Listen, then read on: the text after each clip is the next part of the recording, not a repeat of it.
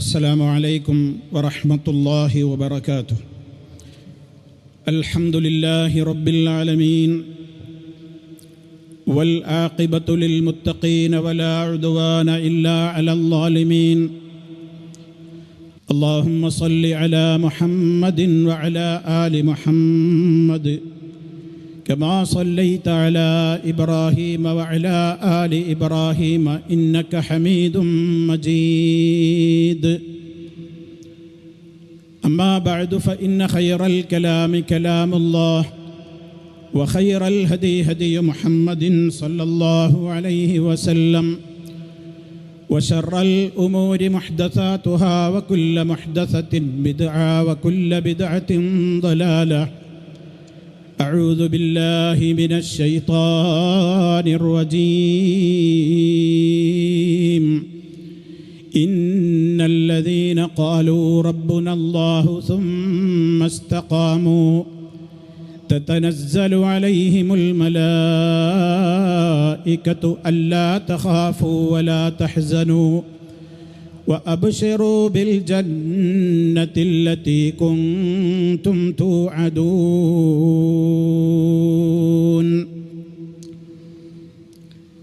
സ്നേഹമുള്ള സഹോദരി സഹോദരന്മാരെ, സുഹൃത്തുക്കളെ, കേരളത്തിൻ്റെ ഒരറ്റം മുതൽ മറ്റേ അറ്റം വരെ വളരെ പ്രഖ്യാപിതമായ ലക്ഷ്യത്തോടുകൂടി നടന്നുകൊണ്ടിരുന്ന നമ്മുടെ മഹത്തായ ഫാമിലി കോൺഫറൻസിൻ്റെ 17ാമത്തതും കേരള സംസ്ഥാനത്തുള്ളതിൻ്റെ അവസാനത്തേതുമായ ഫാമിലി കോൺഫറൻസിലാണ് നമ്മൾ ഇപ്പോഴുള്ളത്. പല വിഷയങ്ങൾ ഇതിനകം നമ്മൾ ശ്രവിച്ചു കഴിഞ്ഞു.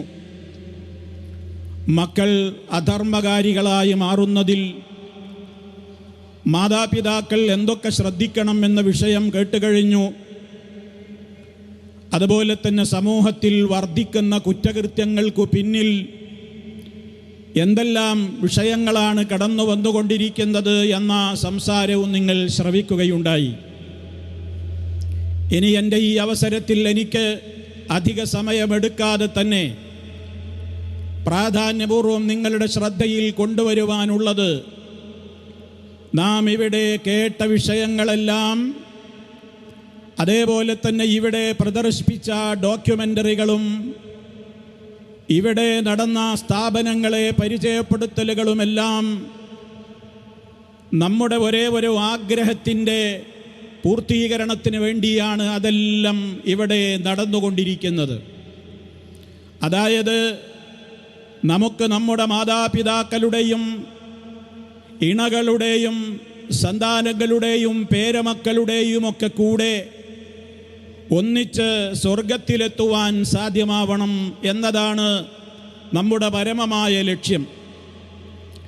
ആ ലക്ഷ്യപൂർത്തീകരണത്തിന് വേണ്ടി നിരന്തരമായി പ്രാർത്ഥിച്ചുകൊണ്ടിരിക്കുന്ന, ദുആ ചെയ്തുകൊണ്ടിരിക്കുന്ന ആളുകളാണ് നമ്മളെല്ലാവരും. ആ പ്രാർത്ഥന സാർത്ഥകമായി തീരണമെങ്കിൽ യഥാർത്ഥമായ നിലക്ക് ആ പ്രാർത്ഥിക്കുന്ന കാര്യത്തിൻ്റെ സഫലീകരണത്തിന് വേണ്ടിയുള്ള പരിശ്രമങ്ങൾ നമ്മുടെ ഓരോ വീടുകളിലും നടക്കണം. അതിനാവശ്യമായത് കുടുംബസമേതമുള്ള പഠനങ്ങളാണ്. കുടുംബത്തിലെ ഏതെങ്കിലും ആളുകൾ പഠിച്ചാൽ മാത്രം പരലോകത്ത് നമുക്ക് കുടുംബസമേതം സ്വർഗത്തിലെത്താനാവില്ല. ഏതെങ്കിലും ഒരാൾ ചെയ്ത് ആ കെയർ ഓഫിൽ മറ്റാർക്കെങ്കിലും രക്ഷപ്പെടാനൊന്നും സാധ്യമാവാത്ത ലോകമാണ് പരലോകം. എത്ര ഉന്നതനായ നേതാവാണെങ്കിലും, ഇനി പ്രവാചകനായിരുന്നാൽ പോലും, ഓരോരുത്തരും ആ കുടുംബത്തിലെ മുഴുവൻ ആളുകളും വളരെ കൃത്യമായി വിശ്വാസവിശുദ്ധി നേടിയിട്ടില്ലെങ്കിൽ പരലോക കോടതിയിൽ രക്ഷപ്പെടാനാവില്ല എന്നുള്ള ഏറ്റവും പ്രാധാന്യമർഹിക്കുന്ന കാര്യമാണ് നമ്മൾ ഗൗരവപൂർവം ഈ അവസരത്തിൽ, ഈ സമാപനത്തിൻ്റെ അവസരത്തിൽ ചിന്തിക്കേണ്ടത്. ആലോചിക്കുക, നമ്മുടെ കുടുംബത്തിലെ ഈ ഫാമിലി കോൺഫറൻസിൽ എൻ്റെ വീട്ടിലെ എത്ര മെമ്പർമാരിവിടെ അണിചേർന്നിട്ടുണ്ട്, എത്ര ആളുകൾ ഇവിടെ ഒന്നിച്ചു ചേർന്നിട്ടുണ്ട്, ആരൊക്കെ ഇത് കേൾക്കുന്നുണ്ട് എൻ്റെ കുടുംബത്തിൽ, ആരൊക്കെ എൻ്റെ കൂടെ സ്വർഗത്തിലുണ്ടാവണമെന്ന് ഞാൻ ആഗ്രഹിക്കുന്നുവോ, അവരിൽ എത്ര പേര് ഇതുപോലെയുള്ള വേദികളിൽ വരുന്നുണ്ട്, ഇത്തരം കാര്യങ്ങൾക്ക് അവർ കാതോർക്കുന്നുണ്ട്, ഇത്തരം കാര്യങ്ങൾ നേടിയെടുക്കുവാൻ ആവശ്യമായ വിധത്തിലുള്ള ആരാധനകൾ അവർ ചെയ്ത് തീർക്കുന്നുണ്ട്. ഇത് പരിശോധിക്കണം നമ്മൾ. അതല്ലാതെ സ്വർഗത്തിലേക്ക് പോകുമ്പോൾ എൻ്റെ ഉപ്പയും ഉമ്മയും ഭാര്യയും ഭർത്താവും മക്കളും പേരമക്കളുമൊക്കെ എൻ്റെ കൂടെ ഉണ്ടാവണമെന്ന കേവലം ആഗ്രഹം കൊണ്ടോ മോഹം കൊണ്ടോ ഒന്നും നമുക്ക് അങ്ങനെ സ്വർഗത്തിലെത്താൻ സാധ്യമാവില്ല. അതുകൊണ്ട് പ്രിയപ്പെട്ടവരെ, എനിക്കെന്നോടും നിങ്ങളോടും ഓർമ്മപ്പെടുത്തുവാനുള്ളത്, കുടുംബസമേതം നമ്മൾ വിശുദ്ധ ഖുർആനിൻ്റെ പഠിതാക്കളാവണം. ഖുർആനാണ് നമുക്കുള്ള ഏറ്റവും വലിയ മാർഗദർശനത്തിൻ്റെ ഗ്രന്ഥം. എങ്കിൽ ആ വിശുദ്ധ ഖുർആനിൻ്റെ പഠനത്തിൻ്റെ സദസ്സിൽ കുടുംബസമേതമായിരിക്കണം നമ്മൾ പങ്കെടുക്കേണ്ടത്. മഹാനായ റസൂലുള്ളാഹി സ്വല്ലല്ലാഹു അലൈഹി വസല്ലമിൻ്റെ ഹദീസുകൾ പഠിപ്പിക്കപ്പെടുന്ന വേദികളിൽ കുടുംബസമേതമാണ് നമ്മൾ പങ്കെടുക്കേണ്ടത്. നമ്മുടെ മക്കൾ മദ്രസകളിലുണ്ടോ, CRE സംവിധാനങ്ങളിലുണ്ടോ, അതുപോലെ തന്നെ ഇസ്ലാമികമായ നിലക്കുള്ള ധാർമ്മികമായ ഉത്ബോധനങ്ങൾ നൽകപ്പെടുന്ന വേദികളിൽ നമ്മുടെ മക്കളും പേരമക്കളും ഉണ്ടോ എന്ന് പരിശോധിക്കാൻ ഇനിയും നേരം വൈകിക്കഴിഞ്ഞാൽ എന്തായിരിക്കും അപകടം എന്നുള്ളതിൻ്റെ സൂചനകൾ കഴിഞ്ഞ പ്രസംഗങ്ങളിലൊക്കെ നിങ്ങൾ മനസ്സിലാക്കി കഴിഞ്ഞു. അതുകൊണ്ട് തന്നെ സഹോദരങ്ങളെ, ഏറ്റവും പ്രാധാന്യത്തോടുകൂടി നമ്മൾ പഠിക്കേണ്ടത്, മനസ്സിലാക്കേണ്ടത് നമ്മുടെ വിശ്വാസത്തിൻ്റെ വിശുദ്ധി എങ്ങനെ നിലനിർത്തണം എന്നുള്ളതാണ്. നിങ്ങൾ നോക്കൂ, പരിശുദ്ധ ഖുർആനിൽ അല്ലാഹു സുബ്ഹാനഹു വ തആല സ്വർഗത്തെക്കുറിച്ച് പറയുമ്പോൾ ആ സ്വർഗത്തിലേക്ക് കടന്നു കയറുന്ന ആളുകൾ, ഇന്നല്ലദീന ആമനൂ വഅമിലുസ്സാലിഹാത്തി കാനത് ലഹും ജന്നാത്തുൽ ഫിർദൗസി നുസുലാ ഖാലിദീന ഫീഹാ ലാ യബ്ഗൂന അൻഹാ ഹിവലാ. തീർച്ചയായും സത്യവിശ്വാസം സ്വീകരിച്ചവർ, വഅമിലുസ്സാലിഹാത്തി സൽക്കർമ്മങ്ങൾ പ്രവർത്തിച്ചവരും, സത്യവിശ്വാസം സ്വീകരിച്ചവരും സൽക്കർമ്മങ്ങൾ പ്രവർത്തിച്ചവർക്കുമാണ് ജന്നാത്തുൽ ഫിർദൗസ് അല്ലാഹു ഒരുക്കി തയ്യാറാക്കി വെച്ചിട്ടുള്ളത്. അതിലവർക്ക് ശാശ്വതമായി ജീവിക്കുവാൻ സാധിക്കും. അവിടെ നിന്ന് മാറിപ്പോകുവാൻ അവരൊരിക്കലും ആഗ്രഹിക്കുകയില്ല. തുടർന്നുകൊണ്ട് അല്ലാഹു പറയുന്നുണ്ട്, ഫമൻ കാന യർജൂ ലിഖാഅ റബ്ബിഹി, ആരെങ്കിലും തൻ്റെ യജമാനനായ റബ്ബിനെ നാളെ പരലോകത്ത് വെച്ച് സന്തോഷത്തോടെ കണ്ടുമുട്ടണം എന്ന് ആഗ്രഹിക്കുന്നുവെങ്കിൽ ഫൽയഅമൽ അമലൻ സാലിഹാ, അവൻ നല്ല നല്ല കർമ്മങ്ങൾ അവൻ പ്രവർത്തിക്കട്ടെ. അതേപോലെ തന്നെ വലാ യുശ്രിക് ബിഇബാദത്തി റബ്ബിഹി അഹദാ, തൻ്റെ റബ്ബിനെ ഇബാദത്തെടുക്കുന്ന വിഷയത്തിൽ ആരെയും പങ്കുചേർക്കാതെ കറകളഞ്ഞ തൗഹീദിൻ്റെ വക്താക്കളായി അള്ളാഹുവിലുള്ള ഈമാനിനെ ശരിക്കും ക്രമപ്പെടുത്തിയിട്ട് ആ ഈമാൻ അടിത്തറയായി കൊണ്ടുള്ള സൽക്കർമ്മങ്ങളും ചെയ്താലല്ലാതെ നമുക്ക് പരലോകത്ത് സ്വർഗത്തിൽ ഒരുമിക്കാൻ സാധ്യമല്ലല്ലോ. ഞാൻ നേരത്തെ സൂചിപ്പിച്ചില്ലേ, ഒരാളുടെ കെയർ ഓഫും പറഞ്ഞ് രക്ഷപ്പെടാൻ നമുക്ക് പറ്റില്ല. അങ്ങനെ പറ്റുമായിരുന്നുവെങ്കിൽ നൂഹ് നബി അലൈഹിസ്സലാമിൻ്റെ മോൻ രക്ഷപ്പെടണ്ടേ? നൂഹ് നബിയുടെ മകൻ ഇവിടെ കാഫിറായി മുങ്ങി മരിക്കുകയല്ലേ ചെയ്തത്? നൂഹ് നബിയുടെയും ലൂത്ത് നബിയുടെയും ആ രണ്ട് നബിമാരുടെയും ഭാര്യമാരോട് നരകത്തിലേക്ക് പ്രവേശിച്ചോളാനല്ലേ ഖുർആൻ അവരോട് പറയുന്നത്? എന്തേ കാരണം? കാനതാ തഹ്ത അബ്ദൈനി മിൻ ഇബാദിനാ, നമ്മുടെ ദാസന്മാരായ ആ രണ്ട് നബിമാരുടെ കീഴിൽ അവർ ജീവിച്ചിട്ടും ഫഖാനതാഹുമാ,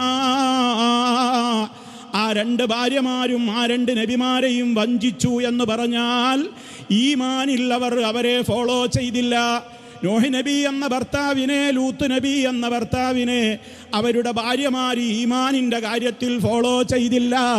സൽക്കർമ്മങ്ങളുടെ കാര്യത്തിൽ ഫോളോ ചെയ്തില്ല, ആ നബിമാരെ അംഗീകരിക്കുന്ന വിഷയത്തിൽ അവരെ ആ ഭാര്യമാര് ഭർത്താക്കന്മാരുടെ കൂടെ ഇല്ലാതെയായപ്പോൾ എത്ര നല്ല പ്രവാചകന്മാരായിട്ടും കാര്യമുണ്ടായില്ല. ഭാര്യമാർക്ക് നരകം തന്നെയാണ് വിധിക്കപ്പെട്ടത്. എന്തേ കാരണം? കുടുംബത്തിലെ ആരുടെയും കെയർ ഓഫിൽ രക്ഷപ്പെടാമെന്ന് വിചാരിക്കണ്ട. ഓരോരുത്തരും പഠിച്ചോളണം എന്താണ് ഈമാൻ, എന്താണ് സൽക്കർമ്മങ്ങളെന്ന്. ഇബ്രാഹിം അലൈഹിസ്സലാമിൻ്റെ ബാപ്പക്ക് രക്ഷ കിട്ടുമോ? കിട്ടില്ലല്ലോ. നിങ്ങൾ ആലോചിച്ചു നോക്കി, അത് കിട്ടുമോ? കിട്ടില്ല എന്നല്ലേ വിശുദ്ധ ഖുർആൻ പറയുന്നത്. ഇങ്ങനെ ധാരാളം നമ്മൾ പരിശോധിച്ചു നോക്കിയാൽ ആർക്കും ഒരാളുടെയും കെയർ ഓഫിൽ രക്ഷപ്പെടാനാവില്ല. ഭാര്യ നല്ലവളല്ലേ എന്ന നിലക്ക് ഭർത്താവ് രക്ഷപ്പെടുമെങ്കിൽ ആസിയ ബീവിയുടെ ഭർത്താവായിരുന്ന ഫിർഔനിന് സ്വർഗം ലഭിക്കുമായിരുന്നില്ലേ? പക്ഷേ നരകമല്ലേ ആ മനുഷ്യനുമുള്ളത്. ഇവിടെയൊക്കെ നമ്മൾ ആലോചിക്കേണ്ടത്, ഞാൻ ആദ്യം പറഞ്ഞത് ഊന്നിപ്പറയുന്നു, നിങ്ങളുടെ മനസ്സിൽ നിന്ന് ഈ പോയിന്റുകൾ നഷ്ടപ്പെടാതെ നിങ്ങൾ കുടുംബസമേതം നിങ്ങൾ എന്ന് പഠിക്കാനും ആ ഒരു വിഷയത്തിലേക്ക് നിങ്ങൾ ഇറങ്ങിത്തിരിക്കാനും തയ്യാറാകുന്നില്ലയോ? കുടുംബസമേതം സ്വർഗത്തിലെത്തണമെന്ന സ്വപ്നം പൂവണിയാതെ അത് ബാക്കിയാകുമെന്നാണ് എനിക്ക് ആമുഖമായി നിങ്ങളോട് ഓർമ്മപ്പെടുത്തുവാനുള്ളത്. അതുകൊണ്ട് ആദ്യം നമ്മൾ കുടുംബസമേതം നമ്മുടെ ഈമാനാണ് ശരിപ്പെടുത്തേണ്ടത്. ഈമാനിൽ ആദ്യം ശരിയാവേണ്ടത് അൽ ഈമാനു ബില്ലാഹ്, അല്ലാഹുവിലുള്ള വിശ്വാസമാണ്.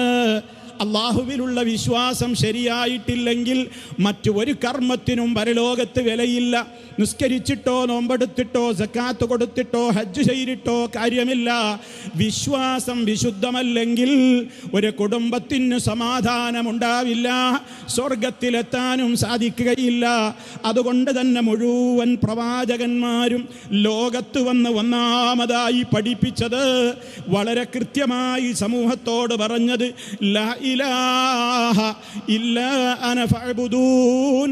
അല്ലാഹു പറയുകയാണ്, ഞാൻ നബിമാരെ ലോകത്ത് ഏതൊരു രാജ്യത്തേക്ക് അയച്ചിട്ടുണ്ടെങ്കിലും അവരൊക്കെയും ആ നാട്ടുകാരോട് ആദ്യം പറഞ്ഞത്, ഞാനല്ലാതെ നിങ്ങൾക്കൊരു ആരാധ്യനില്ല, അതുകൊണ്ട് നിങ്ങൾ എന്നെ മാത്രം ആരാധിക്കണേ.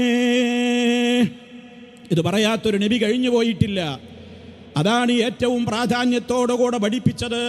അത് ശരിയാവലാണ് ഏറ്റവും മുഖ്യം. അതുകൊണ്ടാണ് ഖുർആനിൽ ഒരു ഉപ്പ മകന് കൊടുത്ത ഉപദേശം കാണുന്നുണ്ട്. ആ പേരിൽ ഒരു സൂറത്ത് തന്നെയുണ്ട്, സൂറത്തു ലുഖ്മാൻ.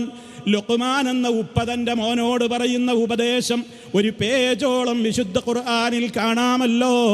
ആ ഉപദേശത്തിൻ്റെ ഒന്നാമത്തെ വരി എന്താണ്? വഇദ ഖാല ലുഖ്മാനു ലിബ്നിഹി വഹുവ യഇദുഹു യാ ബുനയ്യ, എൻ്റെ കുഞ്ഞുമോനെ, ലാ തുശ്രിക് ബില്ലാഹ്, നീ അല്ലാഹുവിൽ പങ്കു ചേർക്കല്ല മോനെ. ഇന്ന ശിർക ലദുൽമുൻ അദീം, ശിർക്ക് വമ്പിച്ച അക്രമമാകുന്നു, അത് കടുത്ത ദുൽമാണ്. അതുകൊണ്ട് ശിർക്ക് സംഭവിക്കാതെ നോക്കണമെന്നാണ് ആ ഉപ്പാക്ക് മകനോട് മറ്റു കാര്യങ്ങളൊക്കെ പറയുന്നതിൻ്റെയും എത്രയോ മുമ്പേ ഗൗരവത്തോടെ പറയാനുള്ളത്. കാരണം അത് ശരിയാവാതെ വേറെ ഏത് ഭാഗം ശ്രദ്ധിച്ചതുകൊണ്ടും കാര്യമില്ല. മരിക്കുന്ന നേരത്ത് പോലും മഹാന്മാരായ പ്രവാചകന്മാർക്ക് അവരുടെ മക്കളോട് ചോദിക്കാനുള്ള ചോദ്യം, മാ തഅ്ബുദൂന മിൻ ബഅദീ, എൻ്റെ ശേഷം ഞാൻ മരിച്ചു കഴിഞ്ഞാൽ എൻ്റെ പൊന്നുമക്കളെ നിങ്ങൾ ആരെയാണ് ആരാധിക്കുക? എന്തിനെയാണ് നിങ്ങൾ ആരാധിക്കുക? അവരുടെ ഈമാനിൻ്റെ കാര്യമാണ് പ്രവാചകന്മാർക്ക് മക്കളില്ലെന്ന് അറിയേണ്ടത്. ആ പ്രവാചകന്മാരുടെ താവഴി സ്വീകരിച്ച മക്കളതാ ബാപ്പാക്ക് ആശ്വാസം പകരുന്ന മറുപടിയാണ് കൊടുത്തത്. നഅ്ബുദു ഇലാഹക, അങ്ങനെ ഞങ്ങൾക്ക് പരിചയപ്പെടുത്തി തന്ന ഏകനായ അള്ളയുണ്ടല്ലോ, ആ അല്ലാഹുവിനെ മാത്രമേ ഞങ്ങൾ ആരാധിക്കുകയുള്ളൂ, അവനോട് മാത്രമേ ഞങ്ങൾ പ്രാർത്ഥിക്കുകയുള്ളൂ, അവൻ്റെ മുമ്പിലേ ഞങ്ങൾ വണങ്ങുകയുള്ളൂ, അവന് വേണ്ടി മാത്രമേ നേർച്ച വഴിപാടുകൾ അർപ്പിക്കുകയുള്ളൂ, അവന് വേണ്ടി മാത്രമേ ബലിയർപ്പണം നടത്തുകയുള്ളൂ, അവൻ്റെ മുമ്പിലേ ഞങ്ങൾ സുജൂദ് ചെയ്യൂ. ഈ ആശയങ്ങളൊക്കെ അടങ്ങുന്ന മറുപടിയല്ലേ ആ മക്കൾ ബാപ്പമാരോട് നബിമാരോട് പറയുന്നത്? പ്രവാചകന്മാർക്ക് പോലും ബേജാറായിരുന്നു. തങ്ങളുടെ കാലശേഷം തങ്ങളുടെ മക്കൾ പിഴച്ചു പോകുമോ? അതുകൊണ്ട് തന്നെ മഹാനായ ഇബ്രാഹിം നബിയുടെ പോലും പ്രാർത്ഥനയിൽ കാണാം, വജുനുബ്നി വബനിയ അൻ അഅ്ബുദൽ അസ്നാം. അല്ലാഹുവേ, എന്നെയും എൻ്റെ മക്കളെയും നീയല്ലാത്തവരെ ആരാധിക്കുന്ന ഒരവസ്ഥയിൽ നിന്ന് നീ ഞങ്ങളെ അകറ്റേണമേ. തൗഹീദിൻ്റെ സുരക്ഷിതത്വത്തിന് വേണ്ടി പ്രാർത്ഥിക്കുകയാണ് തൗഹീദിൻ്റെ പടഹധ്വനി മുഴക്കിയ മഹാനായ ഇബ്രാഹിം അലൈഹിസ്സലാമെങ്കിൽ ചിന്തിക്കൂ ഉപ്പമാരെ, ഉമ്മമാരെ, നമ്മളും വളർത്തുന്നില്ലേ മക്കളെ? രക്ഷിതാക്കളല്ലേ നമ്മളും? ഇന്ന് വരെ നമ്മുടെ മക്കളോട് എന്താണ് ലാ ഇലാഹ ഇല്ലല്ലാഹ് എന്ന് തുറന്നു പറഞ്ഞുവോ? അതിനെക്കുറിച്ചൊരു ചർച്ച വീട്ടിൽ വന്നുവോ? ആ തൗഹീദിന് വിരുദ്ധമായി വരുന്ന ഏതൊക്കെ കാര്യങ്ങളുണ്ടെന്നും നമ്മുടെ തൗഹീദിനെ തകർത്ത് കളയുന്ന ശിർക്ക് അരിച്ചു വരുന്ന ഏതെല്ലാം വഴികളുണ്ടെന്നും ഗൗരവത്തോടെ നമ്മുടെ മക്കളോട് പറയാൻ ഈ ശബ്ദം ശ്രവിക്കുന്നവരും ഇവിടെ ഇരിക്കുന്നവരുമായ എത്ര ഉപ്പമാർക്ക് സാധിച്ചിട്ടുണ്ട്, എത്ര ഉമ്മമാർക്ക് സാധിച്ചിട്ടുണ്ട്? ഇത് വളരെ ഗൗരവമായ വിഷയമല്ലേ? അതുകൊണ്ടാണ് ഓർമ്മപ്പെടുത്തുന്നത്, ശിർക്ക് വരുന്ന വഴികളെ ഗൗരവത്തോടുകൂടെ നമ്മൾ പഠിക്കണം. ഒരിക്കലതാ നബി സല്ലല്ലാഹു അലൈഹി വസല്ലമിനോട് ഒരു സഹാബി വന്നുകൊണ്ട് ചോദിക്കുകയാണ്, യാ റസൂലല്ലാഹ്, അല്ലാഹുവിൻ്റെ റസൂലേ, അയ്യു ദംബി അഅ്ളം, പാപങ്ങളിൽ ഏറ്റവും മഹാപാപം ഏതാണ് നബിയേ? നബി സല്ലല്ലാഹു അലൈഹി വസല്ലം ചുരുങ്ങിയ വാക്കിൽ വലിയ ഒരാശയം മറുപടി പറയുകയാണ്, അൻത ജഅല ലില്ലാഹി നിദ്ദൻ വഹുവ ഖലഖക, നീ അല്ലാഹുവിന് സമന്മാരെ സങ്കൽപ്പിക്കലാണ്, നീ അല്ലാഹുവിന് സമന്മാരെ ആക്കലാണ്. എങ്ങനത്തെ അല്ലാഹുവാണ്? വഹുവ ഖലഖക, അവനല്ലയോ നിന്നെ പടച്ചത്? നിന്നെ പടച്ച ഏകനായ റബ്ബ്, പ്രപഞ്ചത്തെ മുഴുവൻ സംവിധാനിച്ച ഏകനായ റബ്ബ്, ഇവിടെ കാണുന്ന ഏതൊക്കെ ചരാചരങ്ങളുണ്ടോ അവനൊഴികെയുള്ള മുഴുവൻ കാര്യങ്ങളും വസ്തുക്കളും ഇവിടെ മഖ്ലൂക്കുകളാണ്, എല്ലാം അവൻ്റെ സൃഷ്ടികളാണ്. അങ്ങനെ ഇവിടെയുള്ള സർവത്തിനെയും സൃഷ്ടിച്ച് സംരക്ഷിച്ചു പരിപാലിച്ചു പോരുന്ന ആ ഏകനായ റബ്ബിന് നീ ആരെങ്കിലും ആ അല്ലാഹുവിൻ്റെ അതേപോലെയുള്ള കേൾവിയുണ്ടെന്നോ, കാഴ്ചയുണ്ടെന്നോ, അറിവുണ്ടെന്നോ, കഴിവുണ്ടെന്നോ? ഇനി ആ വിധത്തിൽ ഏതെങ്കിലും റബ്ബിൻ്റെ ഗുണവിശേഷണങ്ങൾ മറ്റാരിലെങ്കിലും നീ വിശ്വസിക്കുന്നുവോ? അതാണ് ഏറ്റവും വലിയ പാപമെന്ന് മുഹമ്മദ് മുസ്തഫ സല്ലല്ലാഹു അലൈഹി വസല്ലം നമുക്ക് പഠിപ്പിച്ചു തരികയാണ്. അള്ളാഹുവിൻ്റെ റസൂലിനോട് ഒരിക്കൽ ഒരു സഹാബി വന്നിട്ട്, മാഷാ അല്ലാഹു വശിഇത, ഓ നബിയേ, അങ്ങ് ഉദ്ദേശിച്ചതുപോലെയും അല്ല ഉദ്ദേശിച്ചതുപോലെയുമാണ് കാര്യങ്ങൾ നടക്കുക എന്ന അർത്ഥം ധ്വനിപ്പിക്കുന്ന ഒരു വാചകം പറഞ്ഞപ്പോഴേക്ക് മുത്ത് മുസ്തഫ സല്ലല്ലാഹു അലൈഹി വസല്ലം ദേഷ്യം പിടിച്ചുകൊണ്ട് ചോദിക്കുകയാണ്, അജഅൽതനീ ലില്ലാഹി നിദ്ദാ, നീ അല്ലാഹുവിൻ്റെ കൂടെ എന്നെ നീ അല്ലാഹുവിനോട് സമമാക്കി പറയുകയാണോ? മറിച്ച് നീ ഇപ്രകാരമേ പറയാവൂ, മാഷാ അല്ലാഹു വഹ്ദഹു, അല്ല ഉദ്ദേശിച്ചതേ നടക്കൂ. ചില റിപ്പോർട്ടുകളിൽ കാണാം, മാഷാ അല്ലാഹു എന്ന് നീ പറയുന്നതോടൊപ്പം സുമ്മ ശിഇത, പിന്നെ അങ്ങൊന്ന് ഉദ്ദേശിക്കുന്നതും എന്ന് പറഞ്ഞോളൂ. രണ്ടും കൂടെ ഒരുമിച്ച് പറയല്ലേ. അത്ര സൂക്ഷ്മതയാണ് അവിടുന്ന് പഠിപ്പിക്കുന്നത്. നിങ്ങൾ ആലോചിക്കണം, ഈ പദങ്ങൾ ചിന്തിക്ക്. ചിലരൊക്കെ പറയുന്നു, ശിർക്ക് വരണമെങ്കിൽ അള്ളാനെ പോലെ വേറെ അള്ളയുണ്ടെന്ന് വിശ്വസിക്കണം, അല്ലെങ്കിൽ അള്ളാനെ പോലെ പടച്ചവനാണെന്ന് വിശ്വസിക്കണം, അല്ലെങ്കിൽ അള്ളാനെ പോലെ ജീവിപ്പിക്കുന്ന, മരിപ്പിക്കുന്ന, അന്നം നൽകുന്ന, ലോകത്തെ കൺട്രോൾ ചെയ്യുന്ന അതേപോലെ തന്നെയുള്ള ഒരു ശക്തിയാണെന്ന് വിശ്വസിക്കണം, എങ്കിലേ ശിർക്ക് വരൂ എന്നല്ലേ ചിലരൊക്കെ പറയാറുള്ളത്. അതിന് വിരുദ്ധമല്ലേ ഈ ഹദീസിൽ നിങ്ങൾ കേട്ടത്? മുത്ത് മുസ്തഫ പഠിപ്പിച്ചെടുത്ത സഹാബിയാണ് പറയുന്നത്, ഓ നബിയേ, അങ്ങൊന്ന് ഉദ്ദേശിച്ചത് എന്നേ പറഞ്ഞിട്ടുള്ളൂ എന്ന് പറഞ്ഞപ്പോഴേക്ക് മുത്ത് മുസ്തഫ ചോദിക്കുന്നത്, നീ എന്നെ അള്ളാനോട് സമപ്പെടുത്തുകയാണോ? ആ സഹാബി പറഞ്ഞുവോ, അള്ളാനെ പോലെ പടച്ചവനാണ് നബിയെ നിങ്ങളൊന്ന് പറഞ്ഞിട്ടില്ല, അള്ളാഹുവിനെ പോലെ സ്വയം കഴിവുള്ള ആളാണ് നിങ്ങളെന്ന് പറഞ്ഞിട്ടില്ല, റബ്ബ് കാണും പോലെ കേൾക്കും, അറിയും, അതുപോലെ തന്നെ കഴിയും എന്നൊന്നും പറഞ്ഞിട്ടില്ല. എന്നിട്ട് പോലും ആ പദപ്രയോഗത്തിലുള്ള സൂക്ഷ്മത കുറവ് പോലും തിരുത്തിക്കൊടുത്ത മുഹമ്മദ് മുസ്തഫ നമുക്കെന്താ പഠിപ്പിച്ചു തരുന്ന സന്ദേശം എന്താണ്? നമ്മുടെ വാക്കുകളിൽ പോലും അള്ളാഹുവിൻ്റെ കൂടെ മറ്റൊരാൾ പങ്കായി വരുന്ന വിധത്തിലുള്ള ഒരു സൂചനയുടെ വാക്ക് പ്രയോഗങ്ങൾ പോലും വരാതെ സൂക്ഷിക്കണേ. ഇതാണ് നബി സല്ലല്ലാഹു അലൈഹി വസല്ലം പഠിപ്പിച്ചു തരുന്നത്. അതുകൊണ്ട് എന്തു വേണം? ഇത്ര വലിയ മൈന്യൂട്ടായി വളരെ നമ്മൾ ചിന്തിക്കാത്ത വിധത്തിൽ കടന്നു വരുന്നതാണ് ശിർക്ക്. അതുകൊണ്ട് അള്ളാഹുവിനെ ശരിക്കും അറിഞ്ഞവർക്കേ ആ ശിർക്കിൽ നിന്ന് രക്ഷപ്പെടാൻ കഴിയൂ. ലോകത്ത് ശിർക്ക് ചെയ്തിട്ടുള്ള ആളുകളെയൊക്കെ ഖുർആൻ എടുത്ത് പറയുമ്പോൾ അവർക്കുള്ള കംപ്ലൈൻറ്റ്, അവർക്കുള്ള കുറ്റം എന്താണ്? വിശുദ്ധ ഖുർആൻ അവരുടെ മേൽ പറഞ്ഞതെന്താണ്? വമാ ഖദറുല്ലാഹ ഹഖ ഖദ്രിഹി, അവരെ അള്ളാനെ കണക്കാക്കേണ്ട നിലക്ക് കണക്കാക്കിയില്ല, അള്ളാനെ അറിയേണ്ട നിലക്ക് അറിഞ്ഞില്ല. എങ്ങനെയൊക്കെയോ അള്ളാനെ അവർ മനസ്സിലാക്കിയിട്ടുണ്ട്. ആ അള്ളാഹുവിൻ്റെ കാരുണ്യം അവർ ശരിക്കറിഞ്ഞില്ല, ആ റബ്ബിൻ്റെ കഴിവുകൾ അവർ ശരിക്കും അറിഞ്ഞില്ല. കാരണം അതേ കഴിവുകൾ അവർ മറ്റുള്ളവരിലും വകവെച്ചു കൊടുത്തു. അള്ള കാണും പോലെ കാണുന്ന ഒരു ശക്തി പ്രപഞ്ചത്തിലുണ്ടോ? കേൾക്കുന്ന ഒരു ശക്തി പ്രപഞ്ചത്തിലുണ്ടോ? കഴിവുള്ള ഒരു ശക്തി പ്രപഞ്ചത്തിലുണ്ടോ? അറിവുള്ള ഒരു ശക്തി പ്രപഞ്ചത്തിലുണ്ടോ?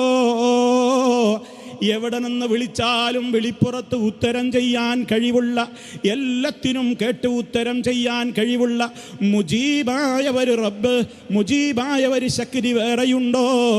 നമ്മളോട് നമ്മെ പ്രസവിച്ച മാതാവിനേക്കാളും ഏറെ വാത്സല്യമുള്ളവനായ റഹ്മാനായ റഹീമായ റബ്ബിനേക്കാൾ നമ്മോട് വാത്സല്യമുള്ള, കാരുണ്യമുള്ള, സ്നേഹമുള്ള ഒരു ശക്തി വേറെയുണ്ടോ?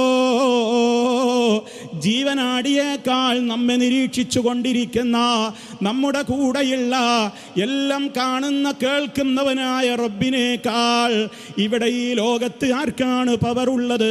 അതുകൊണ്ട് റബ്ബിനെ മനസ്സിലാക്കാതെ വരുമ്പോൾ ആ റബ്ബിന് പലപ്പോഴും സമന്മാരെ ഇവിടെ ആളുകൾ സമർപ്പിക്കുകയാണ്, സങ്കല്പിക്കുകയാണ്. അതുകൊണ്ട് അള്ളാനെ പഠിക്കണം. എങ്ങനെയാ ഈ ഫാമിലി കോൺഫറൻസിൽ നിന്ന് പിരിഞ്ഞു പോകുന്നതിൻ്റെ മുമ്പ് ഓരോരുത്തരും ചോദിക്കുക, എനിക്ക് എൻ്റെ റബ്ബിനെ കുറിച്ച് എന്തറിയാം? അള്ളാഹ് എന്നുള്ള പേരറിയാമല്ലേ? അതുപോലെ തന്നെ ഫാത്തിഹ ഓതുമ്പോൾ അവൻ റബ്ബാണെന്നറിയാം, റഹ്മാനാണ് റഹീമാണെന്നൊക്കെ അറിയാം. അതൊക്കെ മാത്രമാണോ അള്ളാഹുവിൻ്റെ നാമങ്ങളുള്ളത്? ആ റബ്ബിന് എത്ര എത്ര ഉന്നതമായ പേരുകളാണ്. അൽ അസ്മാഉൽ ഹുസ്നാ, ഏറ്റവും നല്ല നല്ല പേരുകൾ. ആ പേരുകളിൽ മുഴുവൻ അടങ്ങിയിട്ടുള്ള ആശയങ്ങൾ നമ്മൾ പഠിച്ചുവോ? അതിൻ്റെ അർത്ഥം നമുക്ക് അറിയാമോ? 100-ലേറെ പേരുകൾ അള്ളാഹുവിനില്ലേ? മുസ്ലിമീങ്ങളെ, ഇവിടെ കൂടിയ ഫാമിലിയിലെ മെമ്പർമാരെ, എൻ്റെ ശബ്ദം ശ്രവിക്കുന്നവരോട് ഞാൻ എന്നോടെന്ന പോലെ ചോദിക്കുകയാണ്, എൻ്റെ റബ്ബിൻ്റെ മുഴുവൻ നാമങ്ങളും അറിയാവുന്ന എത്ര പേരെൻ്റെ ശബ്ദം കേൾക്കുന്നുണ്ട്? എത്ര പേർക്ക് എണ്ണി പറയാൻ കഴിയും? എൻ്റെ റബ്ബിൻ്റെ പേരുകളൊന്ന് പറയാമോ എന്ന് ചോദിച്ചാൽ ഒരു കൈവിരലിൽ എണ്ണി തീർക്കാൻ മാത്രമുള്ള പേരെങ്കിലും മനപ്പാടമുള്ള എത്ര പേര് ഈ സദസ്സിലുണ്ട്? പിന്നെ എന്തറിവാ നമുക്ക് റബ്ബിനെ കുറിച്ചുള്ളത്? എൻ്റെ മോനെ എനിക്കറിയാം, എൻ്റെ ബാപ്പയെ എനിക്കറിയാമെന്നൊരാൾ പറയുന്നു. പക്ഷേ പേര് പോലും ചോദിച്ചാൽ പറയാൻ അറിയില്ലെങ്കിൽ അതിനേക്കാൾ എത്രത്തോളം അപകടകരമാണ് നമുക്കിതാ ശ്വസിക്കുന്ന വായു തന്ന, കുടിക്കാൻ ുള്ള വെള്ളം തന്ന, എല്ലാ വിധത്തിലും നമുക്ക് വേണ്ടത് വേണ്ട സമയത്ത് നമുക്ക് നൽകിപ്പോരുന്ന റബ്ബുൽ ആലമീൻ, ആ പരിപാലകനായ അള്ളാഹുവിൻ്റെ പേര് പോലും അറിയാതെയാണ് ജീവിച്ച് മരിച്ചു പോകുന്നതെങ്കിൽ എന്ത് അറിവാ നമുക്ക് ഖബറിൽ പങ്കുവെക്കാനാവുക? മരിച്ച് ഖബറിലേക്ക് അങ്ങ് വെച്ച് കഴിഞ്ഞാൽ ഒന്നാമത്തെ ക്വസ്റ്റ്യൻ തന്നെ അള്ളാഹിനെ കുറിച്ചാണ് ചോദ്യം. നിന്റെ റബ്ബാരടോ? റബ്ബിനെ അറിഞ്ഞവർക്കല്ലാതെ അവിടെ മറുപടി പറയാനാവില്ലെന്നല്ലേ മുത്ത മുസ്തഫ പഠിപ്പിച്ചത്? മുനാഫിഖിന് പറയാനാവില്ല, അതുപോലെ തന്നെ മുർതാബ് സംശയരോഗമുള്ളവന് പറയാനാവില്ല.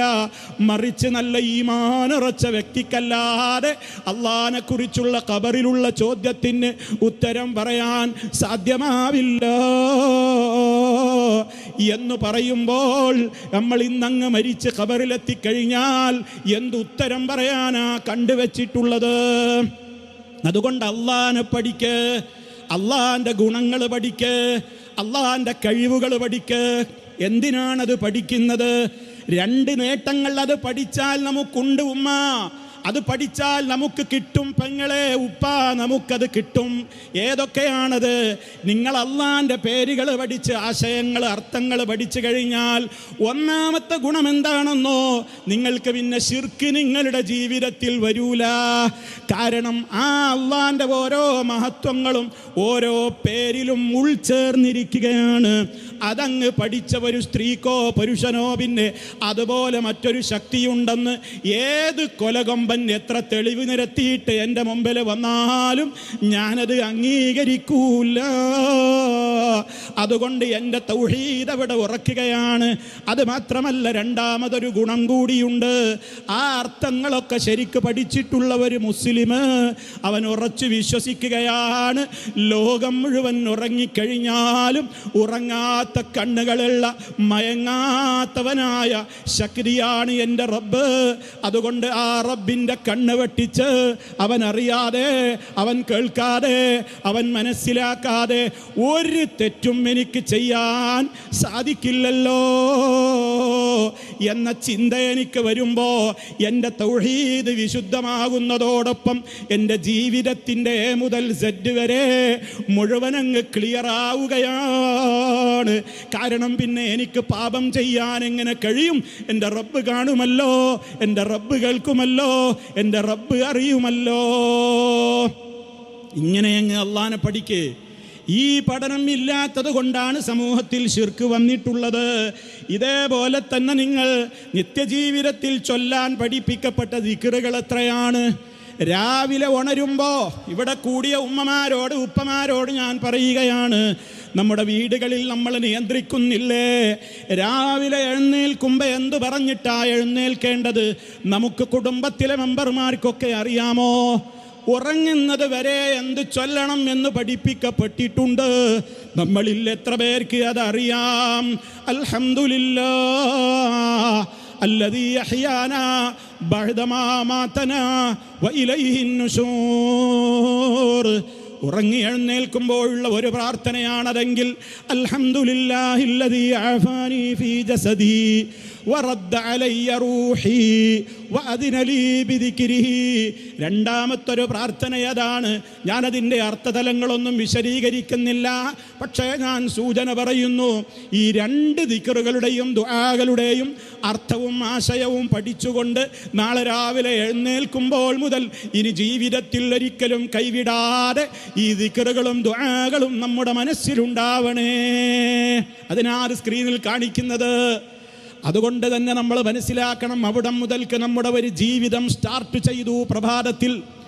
ഇനി അങ്ങോട്ട് ഉറങ്ങാൻ കിടക്കുന്നതിൻ്റെ ഇടയ്ക്ക് ഒരുപാട് സന്ദർഭങ്ങളിൽ ദുആകളുണ്ട്, ദിക്റുകളുണ്ട്. ദിക്റില്ലാത്തവരാണ് മുജാഹിദുകൾ, ദുആയില്ലാത്തവരാണ് മുജാഹിദുകളെന്ന് പലരും ഇവിടെ കാടിളക്കി തെറ്റിദ്ധാരണ പരത്തുമ്പോൾ നിങ്ങൾ ആലോചിക്കണം, അവരൊക്കെ ആടിച്ചാടി ദിക്റുകളും തുള്ളിച്ചാടി ദിക്റുകളും റാത്തീബുകളും മൗലിദുകളും ഒക്കെ നടത്തിയിട്ട് അള്ളാഹുവിൻ്റെ റസൂല് പഠിപ്പിക്കാത്ത കാര്യങ്ങളിലൂടെ ദിക്റെന്ന പേരിൽ കോപ്രായങ്ങൾ കാട്ടിക്കൂട്ടുമ്പോൾ നമ്മൾ മുസ്തഫ പഠിപ്പിച്ച അതേ രീതിയിൽ അവിടുന്ന് പഠിപ്പിച്ച ദുആകൾ മനഃപ്പാഠമാക്കി ചൊല്ലുന്നു, ദിക്റുകൾ ചൊല്ലുന്നു, ഖുർആൻ ഓതുന്നു, അർത്ഥം പഠിക്കുന്നു. ഉറങ്ങുന്നത് വരെ എന്തു പറഞ്ഞിട്ടാണ് അവസാനത്തെ വാചകം അവസാനിപ്പിക്കേണ്ടതെന്ന് വരെ മുഹമ്മദ് മുസ്തഫ പഠിപ്പിച്ച അതേ രൂപത്തിൽ തന്നെ ഉളുവെടുത്ത് വലത് ഭാഗത്തേക്ക് ചെരിഞ്ഞു കിടന്നുകൊണ്ട് അവസാനം നമ്മുടെ നാവ് കൊണ്ട് പറയേണ്ട വാക്കുകൾ അവസാനം പറഞ്ഞ് ഈമാനോടെ മരിക്കാനുള്ള ഒരുക്കങ്ങൾ നടത്തിയിട്ടല്ലേ രാത്രി നമ്മൾ ഉറങ്ങാൻ കിടക്കുന്നത്.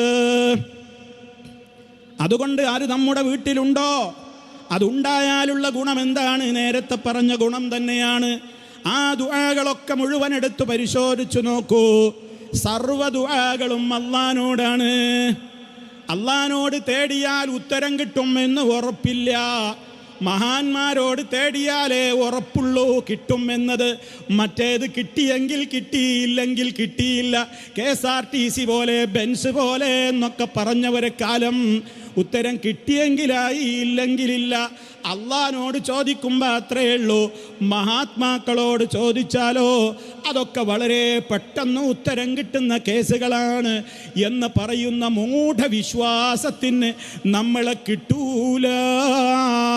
കാരണം നോക്കൂ നിങ്ങൾ, ഉറങ്ങി എഴുന്നേറ്റത് മുതൽ ഉറങ്ങും വരെ നിസ്കാരത്തിൻ്റെ അകത്തും പുറത്തുമായി നൂറുകണക്കിന് ദുആ ദിക്റുകളിൽ ഒരെണ്ണം പോലും അല്ലാഹുവേ നിന്നോട് എന്നുള്ളതല്ലാത്ത മരിച്ചു മൺമറഞ്ഞു പോയ മഹാത്മാക്കളോടോ മറ്റാരെയെങ്കിലും വിളിച്ചുകൊണ്ടുള്ള ഒരു സഹായത്തേട്ടമോ കാണുവാൻ നമുക്ക് സാധ്യമാണോ? സാധ്യമാവില്ല. അപ്പോൾ ദുആ ദിക്റുകൾ ജീവിതത്തിൽ പതിവാക്കിയാലുള്ള ഒന്നാമത്തെ ഗുണം, നമ്മൾ അള്ളാഹിനോടേ ദുആ ചെയ്യൂ. രണ്ടാമത്തെ ഗുണം എന്താണ്?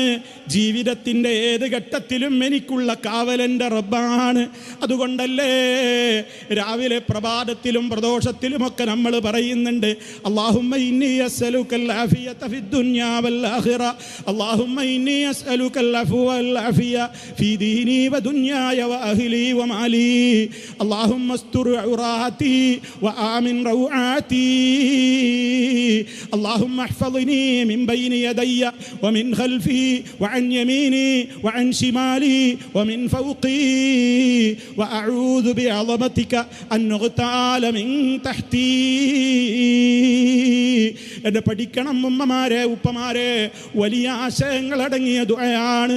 ജീവിതത്തിൻ്റെ എല്ലാ ഘട്ടങ്ങളിലും റബ്ബേ നീയാണ് കാവൽ, നീയാണ് ആഫിയത്ത് തരേണ്ടത്. മുന്നിലൂടെ വരുന്ന അക്രമങ്ങളോ രോഗങ്ങളോ, പിന്നിലൂടെ വരുന്നതോ, വലതുവശത്തുകൂടെ വരുന്നതോ, ഇടതുവശത്തുകൂടെ വരുന്നതോ, നാനാവിധത്തിൽ വരുന്ന ഏതേത് കാര്യങ്ങളിൽ നിന്നും നീ ഞങ്ങളെ കാത്തുകൊള്ളണേ എന്നടങ്ങുന്ന മഹത്തായ പ്രാർത്ഥന മുത്ത് മുസ്തഫ അത് പറയാത്ത ഒരു പ്രഭാതം കഴിഞ്ഞിട്ടില്ല. നമ്മൾ പറയാറുണ്ടോ? ഇവിടെ മക്കൾ പറയാറുണ്ടോ? ഉമ്മ ചിന്തിക്ക്, പെങ്ങളെ ആലോചിക്ക്. ഭർത്താവ് ഇത് പറയുന്നുണ്ടോ? മക്കൾ പറയുന്നുണ്ടോ? ഇങ്ങനെ എത്ര ദുആകളാണ്. സർവവും റഹ്മാനായ റബ്ബിനോടാണ്. ഇതൊക്കെ മാറ്റിവെച്ചുകൊണ്ട്, ഇതൊക്കെ മനസ്സറിഞ്ഞുകൊണ്ട് പറയുന്ന ഒരു വ്യക്തിക്ക് പിന്നെ എങ്ങനെയാണ് ദർഗകളിൽ പോയി ആരോഗ്യത്തിന് ചോദിക്കാൻ പറ്റുക? ദർഗകളിൽ പോയിട്ട് കുട്ടിക്ക് തേടാൻ പറ്റുക? ദർഗകളിൽ പോയിട്ട് ആഗ്രഹ സഫലീകരണത്തിന് തേടാൻ? ഈ ദുആ ദിക്റുകൾ മനസ്സറിഞ്ഞ് പതിവാക്കിയവർക്കും അള്ളാഹുവിൻ്റെ പേരുകളും വിശേഷണങ്ങളും മനസ്സറിഞ്ഞ് പഠിച്ചു മനസ്സിലാക്കിയവർക്കും പിന്നെ ദർഗകളിൽ പോയിട്ട് ആ ഖബറിനെ ചുംബിക്കാനാകുമോ?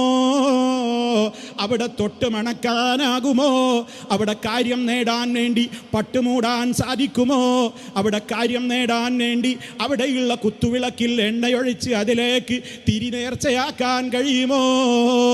തൻ്റെ കാര്യം പൂവണിഞ്ഞ് കിട്ടുവാൻ വേണ്ടി അവിടെയുള്ള കാണിക്ക വഞ്ചിയിൽ പിന്നെ പണമിടാൻ സാധിക്കുമോ? അങ്ങോട്ട് അരി നേർച്ചയാക്കാൻ പറ്റുമോ? പഴക്കുല നേർച്ചയാക്കാൻ കഴിയുമോ? ആടുമാടുകളെ നേർച്ചയാക്കാൻ പറ്റുമോ? എന്തേ കാരണം? മുഹമ്മദ് മുസ്തഫ പഠിപ്പിച്ച ദുആ ദിക്റുകളിൽ അഖിലം ഈ പറയുന്ന എല്ലാ കാര്യങ്ങൾക്കും വേണ്ടി ദിനേന നമ്മോട് തേടാൻ പഠിപ്പിച്ചത് ലില്ലാ, അല്ലാഹുവിനോട് മാത്രമാണ്. അല്ലാത്തൊരു ദുആയുണ്ടോ? അല്ലാത്തൊരു പ്രാർത്ഥന നമുക്ക് കാണാൻ സാധിക്കുന്നുണ്ടോ പ്രിയമുള്ളവരെ?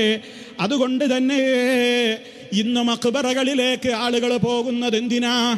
ഖബർ സിയാറത്ത് എന്നതാണ് പേര്. പക്ഷേ സിയാറത്ത് എന്നാൽ അർത്ഥം എന്താണ്? സന്ദർശനം എന്നാണ്. എന്തിനാ ഖബർ പോയി കാണുന്നത്? നമുക്ക് മരണചിന്തയുണ്ടാകുവാനാണ്. പരലോകം എനിക്കും വരും എന്ന് ചിന്തിക്കാനാണ്. ഇതിനല്ലാതെ ഖബറിൻ്റെ അടുക്കലേക്ക് പോകുന്ന അവസ്ഥയല്ലേ ഇന്നുള്ളത്? ആരാണിവിടെ ഭീമാ ബീവിയുടെയും മാഹിൻ അബൂബക്കറിൻ്റെയും ഖബറിൻ്റെ അടുത്തിലേക്ക്, അതുപോലെ തന്നെ വിഴിഞ്ഞം ഉറൂസി നടക്കുന്നതും അല്ലാത്തതുമായ സ്ഥലങ്ങളിൽ, അതേപോലെയുള്ള ദർഗകളിലേക്ക്, മക്കാമുകളിലേക്ക് എനിക്കൊരു മരണചിന്ത വരട്ടെ, എനിക്കൊന്ന് പരലോകം ഓർമ്മ വരട്ടെ എന്ന ചിന്തയോടെ എത്ര പേര് പോകുന്നുണ്ട്? വല്ലാഹി ഒരു മനുഷ്യനോട് പോകില്ല. അതിന് പോകുന്നതൊക്കെ എന്തിനാ? പോകുന്നതൊക്കെ എനിക്കൊരു കുട്ടി ഉണ്ടാവണം, എൻ്റെ മക്കൾക്ക് ജോലി വേണം, നല്ലൊരു പുതിയ ആപ്പിളയെ കിട്ടണം, എൻ്റെ മോള് ഗർഭിണിയായിട്ടില്ല, അതുപോലെ തന്നെ എൻ്റെ ഭർത്താവിന് ഗൾഫിൽ നല്ല ജോലിയില്ല. 100 കൂട്ടം ആവശ്യങ്ങൾക്ക് വേണ്ടി തലവേദന മാറാൻ, ക്യാൻസർ മാറാൻ, കിഡ്നിയിലെ കല്ല് തെറിക്കാൻ, അതേപോലെ തന്നെ 100 കൂട്ടം രോഗങ്ങൾ മാറാൻ, മാനസികവും ശാരീരികവുമായ രോഗങ്ങളിൽ നിന്ന് രക്ഷപ്പെടാൻ, ഇതിനു വേണ്ടി കാണിക്ക വഞ്ചിയിൽ പണമിടാനും പട്ടുകൊണ്ട് മൂടാനും കുത്തുവിളക്കിൽ എണ്ണയൊഴിച്ച് തിരിനേർച്ചയാക്കാനും ആ ഖബറിനെ മുത്തിമണക്കുവാനും അവിടെ പൂമാല ചാർത്തുവാനും അവിടത്തേക്ക് തൊട്ടിൽ നേർച്ചയാക്കുവാനും തൊട്ടിയും കയറും കൊടുക്കുവാനും അതുപോലെ തന്നെ ചന്ദനക്കുടം നേർച്ചയാക്കുവാനുമൊക്കെ ഈ വിധത്തിലല്ലേ ഖബറിങ്ങിലേക്ക് പോകുന്നത്. പക്ഷേ സന്തോഷകരമായ ഒരു കാര്യം ഇതിൻ്റെ ഇടയിലും ഈ തിരുവനന്തപുരത്ത് എനിക്ക് കാണാൻ സാധിച്ചു. അതേ, ഇവിടെ ഏതാ പച്ചക്കറി തങ്ങൾ ഉപ്പാപ്പാടെ പേരിലൊരു മക്കാമുണ്ട് എന്നറിഞ്ഞു. എന്തേ പച്ചക്കറി തങ്ങൾ ഇത് വന്നത് എന്ന് എനിക്കറിഞ്ഞൂടാ. പക്ഷേ ഈ തിരുവനന്തപുരത്ത് ആ മഹലിൽ ആ ജാറത്തിൻ്റെ സമീപത്ത് ഒരു പ്രത്യേകമായ നോട്ടീസ് കാണാൻ എനിക്ക് സാധിച്ചിട്ടുണ്ട്. ആ നോട്ടീസിൽ പറയുന്ന കാര്യങ്ങൾ എന്താണ്, അവിടെ സിയാറത്ത് എന്തിനാണെന്ന് കൃത്യമായി തന്നെ എഴുതി വച്ചിരിക്കുന്നു. സിയാറത്തിന് പോകുന്ന ആളുകൾ ശ്രദ്ധിക്കേണ്ട കാര്യങ്ങൾ, മര്യാദകൾ അവിടെ രേഖപ്പെടുത്തിയിരിക്കുകയാണ്. ഖബർ സിയാറത്തിൻ്റെ മര്യാദകൾ: 1, അള്ളാഹുവിനെ മാത്രം ആരാധിക്കുക, വെരി ഗുഡ്. 2, അള്ളാഹുവിനോട് മാത്രം ആവലാദികളും ആവശ്യങ്ങളും തേടുക. അതാണോ അവിടെ നടക്കുന്നത്? തീർന്നില്ല, നമ്മൾ 100 മാർക്കാണ് ഇതിന് കൊടുത്തിട്ടുള്ളത്. 3ാമത്തെ നിയമം കേട്ടോ, മര്യാദകളാ പറയുന്നത്. ഖബറാളികൾക്ക് വേണ്ടി നാം ദുആ ചെയ്യുക, അവരോട് നമ്മുടെ ആവശ്യങ്ങൾ ചോദിക്കാതിരിക്കുക. നമ്പർ 4, ഖബറാളികളോട് ആവശ്യങ്ങൾ തേടുന്നത് അള്ളാഹുവിന് ഇഷ്ടപ്പെടാത്ത വൻ പാപമാണ്, ശിർക്ക് എന്ന ബ്രാക്കറ്റിൽ കൊടുത്തിട്ടുണ്ട്. 5ാമത്, ഖബർ സിയാറത്ത് കൊണ്ട് ലക്ഷ്യം വയ്ക്കുന്നത് നാം ഖബറിലാകുമ്പോൾ ഉള്ള അവസ്ഥയെ സംബന്ധിച്ച ചിന്തയ്ക്ക് വേണ്ടിയാണ്. 6ാമത് കൊടുക്കുന്നു, ഔലിയാക്കളോടുള്ള ബഹുമാനം ആരാധനയായി മാറരുത്. 7ാമത് കൊടുക്കുന്നു, മരണത്തെ സംബന്ധിച്ച ഓർമ്മയിലൂടെ നമ്മുടെ ജീവിതം നല്ല രീതിയിലാക്കാൻ ഖബർ സിയാറത്ത് കൊണ്ട് ഉപകരിക്കണം. 8ാമത്തത്, ഖബർ സിയാറത്ത് സ്ത്രീകൾക്ക് ഇസ്ലാം പ്രോത്സാഹിപ്പിക്കുന്നില്ല. 9ാമത്തത്, ആരാധനാ ഭാഗമെന്ന നിലയിൽ തിരി എന്നിവ കത്തിച്ച് വയ്ക്കാൻ പാടില്ലാത്തതാകുന്നു. 10ാമത്തതും അവസാനത്തതുമായത്, അള്ളാഹുവിനെ കുറിച്ചുള്ള ചിന്തയും ഭയവും മരണ ഓർമ്മയും കൊണ്ട് നല്ല രീതിയിൽ ദീനീ ജീവിതം നയിക്കുവാൻ സിയാറത്ത് കാരണമാകണം. ഇതിവിടുത്തെ വിസ്ഡം ഇസ്ലാമിക് ഓർഗനൈസേഷൻ്റെ പ്രവർത്തകർ പച്ചക്കറിപ്പാപ്പാൻ്റെ അവിടെ കൊണ്ടുപോയി തൂക്കിയ ബോർഡല്ല. ആരാ ഇത് എഴുതിയത്? ഇതിൻ്റെ അടിയിൽ നോക്കൂ, അള്ളാഹു നമുക്ക് ശരിയായ കാര്യങ്ങൾ മനസ്സിലാക്കി ഇബാദത്ത് ചെയ്യുവാൻ തൗഫീക്ക് നൽകി അനുഗ്രഹിക്കുമാറാകട്ടെ, ആമീൻ എന്ന് മണക്കാട് വലിയ പള്ളി മുസ്ലിം ജമാഅത്ത്. മണക്കാട് വലിയ പള്ളി മുസ്ലിം ജമാഅത്തിലെ ഇത് എഴുതിയത് ആരാണെങ്കിലും വെരി ഗുഡ്, സബാഷ് സബാഷ്. നിങ്ങളോട് നിങ്ങളുടെ പിന്നിൽ ഞങ്ങളുണ്ട്, നിങ്ങൾ മുന്നിൽ നടന്നോ. ഇതാ ഞങ്ങൾ പറയുന്നത്. അതല്ലാതെ ഖബറിനെ സമീപിക്കരുതെന്നോ ഖബറിങ്കൽ പോകരുതെന്നോ സിയാറത്ത് പാടില്ലെന്നോ ഇവിടെ മുജാഹിദുകൾ ഒരു കാലത്തും പഠിപ്പിച്ചിട്ടില്ല. അതുകൊണ്ട് ഈ എഴുതി വച്ചിട്ടുള്ള ഈ പോസ്റ്റർ പ്രകാരമാണോ ആ പള്ളിയിൽ നടക്കുന്നത്, ഭീമാ പള്ളിയിൽ നടക്കുന്നത്, വിഴിഞ്ഞത്ത് നടക്കുന്നത്, പലയിടങ്ങളിലും നടക്കുന്നത് എന്താണ്? നിങ്ങളൊന്ന് മാന്യമായി ചിന്തിക്കണേ. സ്നേഹം കൊണ്ട് പറയുകയാണ്, കുറ്റപ്പെടുത്താനല്ല, ആക്ഷേപിക്കാനല്ല. പരലോകത്ത് ഖബറിൽ പോയി കിടക്കുമ്പോൾ സമാധാനം വേണോ? മുത്ത് മുസ്തഫ പഠിപ്പിച്ച സിയാറത്ത് ചെയ്തുകൊണ്ട് അത് നേടിക്കോ, അല്ലാതെ കിട്ടൂല. ഇന്ന് ഈ പറയുന്ന കാര്യങ്ങളാണോ ഇന്ന് മക്ബറകളിൽ നടക്കുന്നത്? അല്ല. അവിടെ നടക്കുന്നതൊക്കെ എന്താ? ഞങ്ങളുടെ മലബാർ ഭാഗങ്ങളിലൊക്കെ ആനക്കലഹങ്ങൾ എത്രയാണ് നടക്കുന്നത്. ആനയുടെ കുത്തുകൊണ്ട് ആളുകൾ മരിക്കുകയാണ്. ബാൻഡും ചന്ദനക്കുടവും അതേപോലെ തന്നെ ആനയും അമ്പാരിയും ചെണ്ടയും താളങ്ങളുമായി കൊണ്ട് നടക്കുകയാണ്. പക്ഷേ അതൊക്കെ പറയുമ്പോൾ ഇവിടെ നിന്ന് വരുന്ന ചില മുസ്ലിയാക്കളടക്കം പറയും അതൊക്കെ ഞങ്ങൾ എന്നോ എതിർത്തതാണ്. ഇവിടെ തിരുവനന്തപുരത്തടുത്ത് കൊല്ലത്തുകാരനാണെന്ന് തോന്നുന്നു ഒരു ഫാറൂഖ് നഈമി പലപ്പോഴും പറയാറുണ്ട്, ഞങ്ങൾ അതിനൊക്കെ എതിരാണ്, സമസ്ത അതിനൊക്കെ എതിരാണ് എന്നൊക്കെ പറയുന്നില്ലേ? അദ്ദേഹത്തോട് വിനയത്തോടെ ചോദിക്കട്ടെ, നിങ്ങളുടെ വലിയ ഹോജയായ അഹമ്മദ് കോയ ശാലിയാത്തി എന്ന് പറയുന്ന പഴയകാല പ്രസിദ്ധനായ നിങ്ങളുടെ പണ്ഡിതനല്ലേ മഹാന്മാരുടെ ഖബറിങ്കലേക്ക് സിയാറത്തിന് പോകുമ്പോൾ ചെണ്ടമുട്ടിക്കൊണ്ടും കുഴൽ വിളിച്ചുകൊണ്ടുമൊക്കെ പോകാമെന്ന ഫത്വ ഇന്നും ജീവിച്ചിരിപ്പില്ലേ? നിങ്ങളുടെ സുന്നി വോയിസിൽ അത് പ്രസിദ്ധീകരിച്ചിട്ടില്ലേ? ധൈര്യമുണ്ടോ തിരുവനന്തപുരത്തോ കൊല്ലത്തോ വന്നുകൊണ്ട് അതേ ആശാലിയാത്തിയുടെ ഫത്വ ഞങ്ങൾ തോട്ടിലേക്ക് വലിച്ചെറിയുന്നു, ഞങ്ങളത് അംഗീകരിക്കൂല എന്ന് പറയാൻ ഫാറൂഖ് നഈമി അടക്കമുള്ള പ്രഭാഷകന്മാർക്ക് ധൈര്യമുണ്ടോ? ഉണ്ടെങ്കിൽ അവർ പറയട്ടെ, നിങ്ങളെ ഇരുകൈ നീട്ടി ഞങ്ങൾ സ്വീകരിക്കും. അപ്പം നിങ്ങൾ പറയുന്നതൊന്നും വാക്കൊന്നുമായി മാറരുത്. അപ്പം ദർഗകളിൽ മക്കാമുകളിൽ നടക്കുന്നത് മുഴുവനതാണ്. ഈ ഭീമാ പള്ളിയിൽ വരെ നടക്കുന്നത് എന്താണ് നിങ്ങൾ കണ്ടിട്ടില്ലേ? ഇവിടെയുള്ളവരോട് ഞാൻ പറയണോ? അതേ, ഞാനൊരു പത്രത്തിൽ വായിച്ചു. എന്താണ്? ചന്ദനക്കുടത്തിൻ്റെ കഥ പറയുന്നുണ്ട്. ചന്ദനം തൊട്ട് തേച്ചിട്ടുള്ള അലുമിനിയത്തിൻ്റെയും മറ്റുമൊക്കെ കലങ്ങളിൽ ചന്ദനത്തിരിയൊക്കെ കത്തിച്ച് വെച്ചിട്ടാണ് അതേ ജാതിമത ഭേദമില്ലാതെ സ്ത്രീ പുരുഷ വ്യത്യാസമില്ലാതെ ഭീമാ ബീവിയുടെ പള്ളിയുടെ ആ ദർഗക്കു ചുറ്റും തവാഫ് ചെയ്യുന്നു. ഞാൻ വായിച്ച ഒരു ഭാഗം ഞാൻ നിങ്ങളെയും വായിച്ച് കേൾപ്പിക്കുകയാണ്, കേട്ടോ നിങ്ങൾ. രോഗശാന്തിക്കും ഉദ്ദിഷ്ട കാര്യസാധ്യത്തിനുമായി വിദേശികളും സ്വദേശികളുമായ ലക്ഷക്കണക്കിന് ആളുകൾ ചന്ദനക്കുടം നേരുന്നു. നോക്കണം, ഇവിടെ നടക്കുന്ന കാര്യമാണ്. നിങ്ങൾക്ക് ബാധ്യതയല്ലേ? എന്തിന്? ഈ സമൂഹത്തോട് സ്നേഹത്തോടെ പറഞ്ഞു കൊടുക്കാൻ. ഉപ്പ ഉമ്മ ഇങ്ങനെ ചെയ്യല്ലേ, ഇത് നമ്മുടെ പരലോകം നഷ്ടപ്പെടുത്തും, നമുക്കിത് പറ്റില്ല. നോക്കൂ നിങ്ങൾ, ഇനിയും വരികൾ നോക്കൂ. മൺകലത്തിൽ ചന്ദനം തൊട്ട് ഓരോരുത്തരുടെയും കഴിവിനനുസരിച്ചുള്ള നേർച്ചപ്പണം നിക്ഷേപിച്ച് അതിലൊരു ചന്ദനത്തിരിയും കത്തിച്ച് വെച്ച് പള്ളിക്കു ചുറ്റും വലം വെച്ചതിന് ശേഷം പള്ളിയുടെ ഉള്ളിൽ സമർപ്പിക്കുന്നതാണ് നേർച്ച. 1, 3, 5, 7, 9, 11 എന്നിങ്ങനെ എത്ര വട്ടം വേണമെങ്കിലും വലം വയ്ക്കാം. ഇരട്ട സംഖ്യകളിൽ പ്രദക്ഷിണം നിർത്തരുത്. മുൻകാലങ്ങളിൽ ചന്ദനക്കുടത്തിന് മൺകലങ്ങളാണ് ഉപയോഗിച്ചിരുന്നതെങ്കിൽ ഇന്ന് നേർച്ച നടത്തുന്നവരുടെ ഇഷ്ടാനുസരണം സ്വർണം, വെള്ളി, ചെമ്പ്, സ്റ്റീൽ, അലുമിനിയം എന്നിങ്ങനെ പലതരം കലങ്ങൾ ഉപയോഗിക്കുന്നുണ്ട്. നിങ്ങളെ നാട്ടിലൊരു വെളിപ്പാടകലെയുള്ള ഭീമാ പള്ളിയിൽ നടക്കുന്ന തവാഫിനെ കുറിച്ചാണ് ഞാൻ ഈ മലബാറുകാരൻ വായിക്കുന്നത്. ഇത് ഞങ്ങൾ വായിച്ചതാ, ഇത് ഞങ്ങളൊന്നും വായിക്കുന്നത്. ഇന്നും നിങ്ങൾക്ക് സോഷ്യൽ മീഡിയകളിൽ ലേഖനങ്ങൾ കാണാൻ സാധിക്കും. ഉപ്പ ഉമ്മ നിങ്ങൾക്ക് ബാധ്യതല്ലേ? അത് ഭീമാ ബീവിയുടെ ആ പള്ളിക്കു ചുറ്റും തവാഫ് നടത്താൻ ഏത് ഇസ്ലാമിലാണ് അനുവാദമുള്ളത്? ലോകത്ത് മുസ്ലിമീങ്ങളെ, നമ്മൾ മുസ്ലിമീങ്ങളാണോ? അഷ്ഹദു അല്ലാ ഇലാഹ ഇല്ലല്ലാഹ് വഅഷ്ഹദു അന്ന മുഹമ്മദർ റസൂലുള്ളാഹ്, അതിൽ വിശ്വസിക്കുന്ന മുസൽമാനാണോ? പരിശുദ്ധ കഅബാലയത്തിൻ്റെ ചുറ്റുഭാഗത്തല്ലാത്ത ഒരു തവാഫും ഇസ്ലാമിലില്ല കേട്ടോ. അങ്ങനെ ഒരു തവാഫ് ശിർക്കിൻ്റെ തവാഫല്ലാതെ, മുശ്രിക്കിൻ്റെ തവാഫല്ലാത്ത ഒരു തവാഫ് അങ്ങനെയൊന്ന് ഇസ്ലാമിലുണ്ടോ? അതുകൊണ്ടാണ് ഓർമ്മപ്പെടുത്തുന്നത്, അത് അവസാനിപ്പിക്കൂ. അവിടെ കോടികൾ വരുമാനം വരുന്നത് ചന്ദനക്കലം കൊണ്ടുള്ള തവാഫിനായിക്കോട്ടെ, എനിക്ക് ആ പൈസ കിട്ടലല്ലേ എൻ്റെ പ്രശ്നം.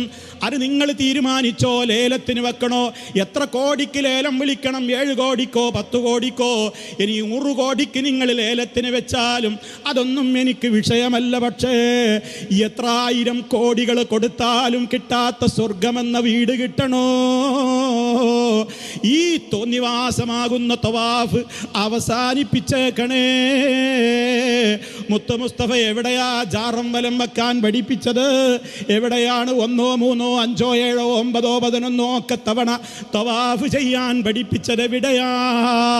അങ്ങനെ ഒരു രേഖ ഇസ്ലാമിലുണ്ടോ? ചിന്തിക്കൂപ്പമാരെ, ഇതൊരു വാശിയുടെ വൈരാഗ്യത്തിൻ്റെ കാര്യമല്ല, ഇതൊരു ഗ്രൂപ്പ് തർക്കത്തിൻ്റെ കാര്യമല്ല, ഇതൊരു പാർട്ടി തർക്കങ്ങളല്ല. മറിച്ച് ഇന്നങ്ങ് ഞാനോ നിങ്ങളോ മരിച്ചാൽ ഖബറിൽ കിടക്കുമ്പോ മുത്തു മുസ്തഫയെ ചൂണ്ടിയിട്ട് റസൂലുള്ളാഹിനെ കുറിച്ച് നിനക്കെന്തറിയാമെന്ന ചോദ്യത്തിനും നിന്റെ ദീനേതായിരുന്നടോ എന്ന ചോദ്യത്തിനുമൊക്കെ ഞാൻ മുസൽമാനായിരുന്നു, എൻ്റെ ദീന് ഇസ്ലാമാണ് എന്ന് ഖബറിലങ്ങ് മണിമണിയായി ഉത്തരം പറയാൻ കഴിയണമെങ്കിൽ ആ ദീനിലില്ലാത്ത ശിർക്കൻ തവാഫ് ചെയ്തവർക്ക് അത് ഖബറിൽ പറയാനൊക്കുമോ? അത് ഉത്തരം കൊടുക്കാൻ കഴിയുമോ? പരലോകം പേടിയുള്ളവരോട് മാത്രമാണ് ഞാൻ സംസാരിക്കുന്നത്. അതേ, വാശി അങ്ങ് മാറ്റിവെച്ച്, വൈരാഗ്യം അങ്ങ് മാറ്റിവെച്ചിട്ട് എനിക്കെൻ്റെ റബ്ബിനെ കണ്ടുമുട്ടണമല്ലോ എന്ന പേടിയുള്ളവരോടാണ് എനിക്ക് സംസാരിക്കാനുള്ളത്. അതുകൊണ്ട് ജാറം തവാഫ് ചെയ്യാനുള്ളതല്ല. അത് ടി വിയിലൊക്കെ നിങ്ങൾക്കത് കാണുവാൻ സാധിക്കും. ആ ജാറത്തെ സംബന്ധിച്ച് എന്തിനൊക്കെ വേണ്ടി അവിടെ ചന്ദനക്കുടം എടുക്കുന്നുണ്ട് എന്ന് അവിടുത്തെ കമ്മിറ്റിക്കാരൻ പറയുന്ന ഭാഗം നിങ്ങളൊന്ന് കേട്ടോളൂ. ഈ ഖബറിൽ ആശ്രയം തേടിയെത്തുന്ന ഭക്തജനങ്ങൾക്ക് രോഗമുക്തി ലഭിക്കുമെന്നാണ് വിശ്വാസം. ഇവിടുത്തെ കിണറിലെ വെള്ളം പോലും മരുന്ന് വെള്ളമെന്നാണ് അറിയപ്പെടുന്നത്. ഈ വെള്ളത്തിൽ കുളിക്കാനായി കിലോമീറ്ററുകൾ താണ്ടി വരെ ആളുകൾ എത്താറുണ്ട്.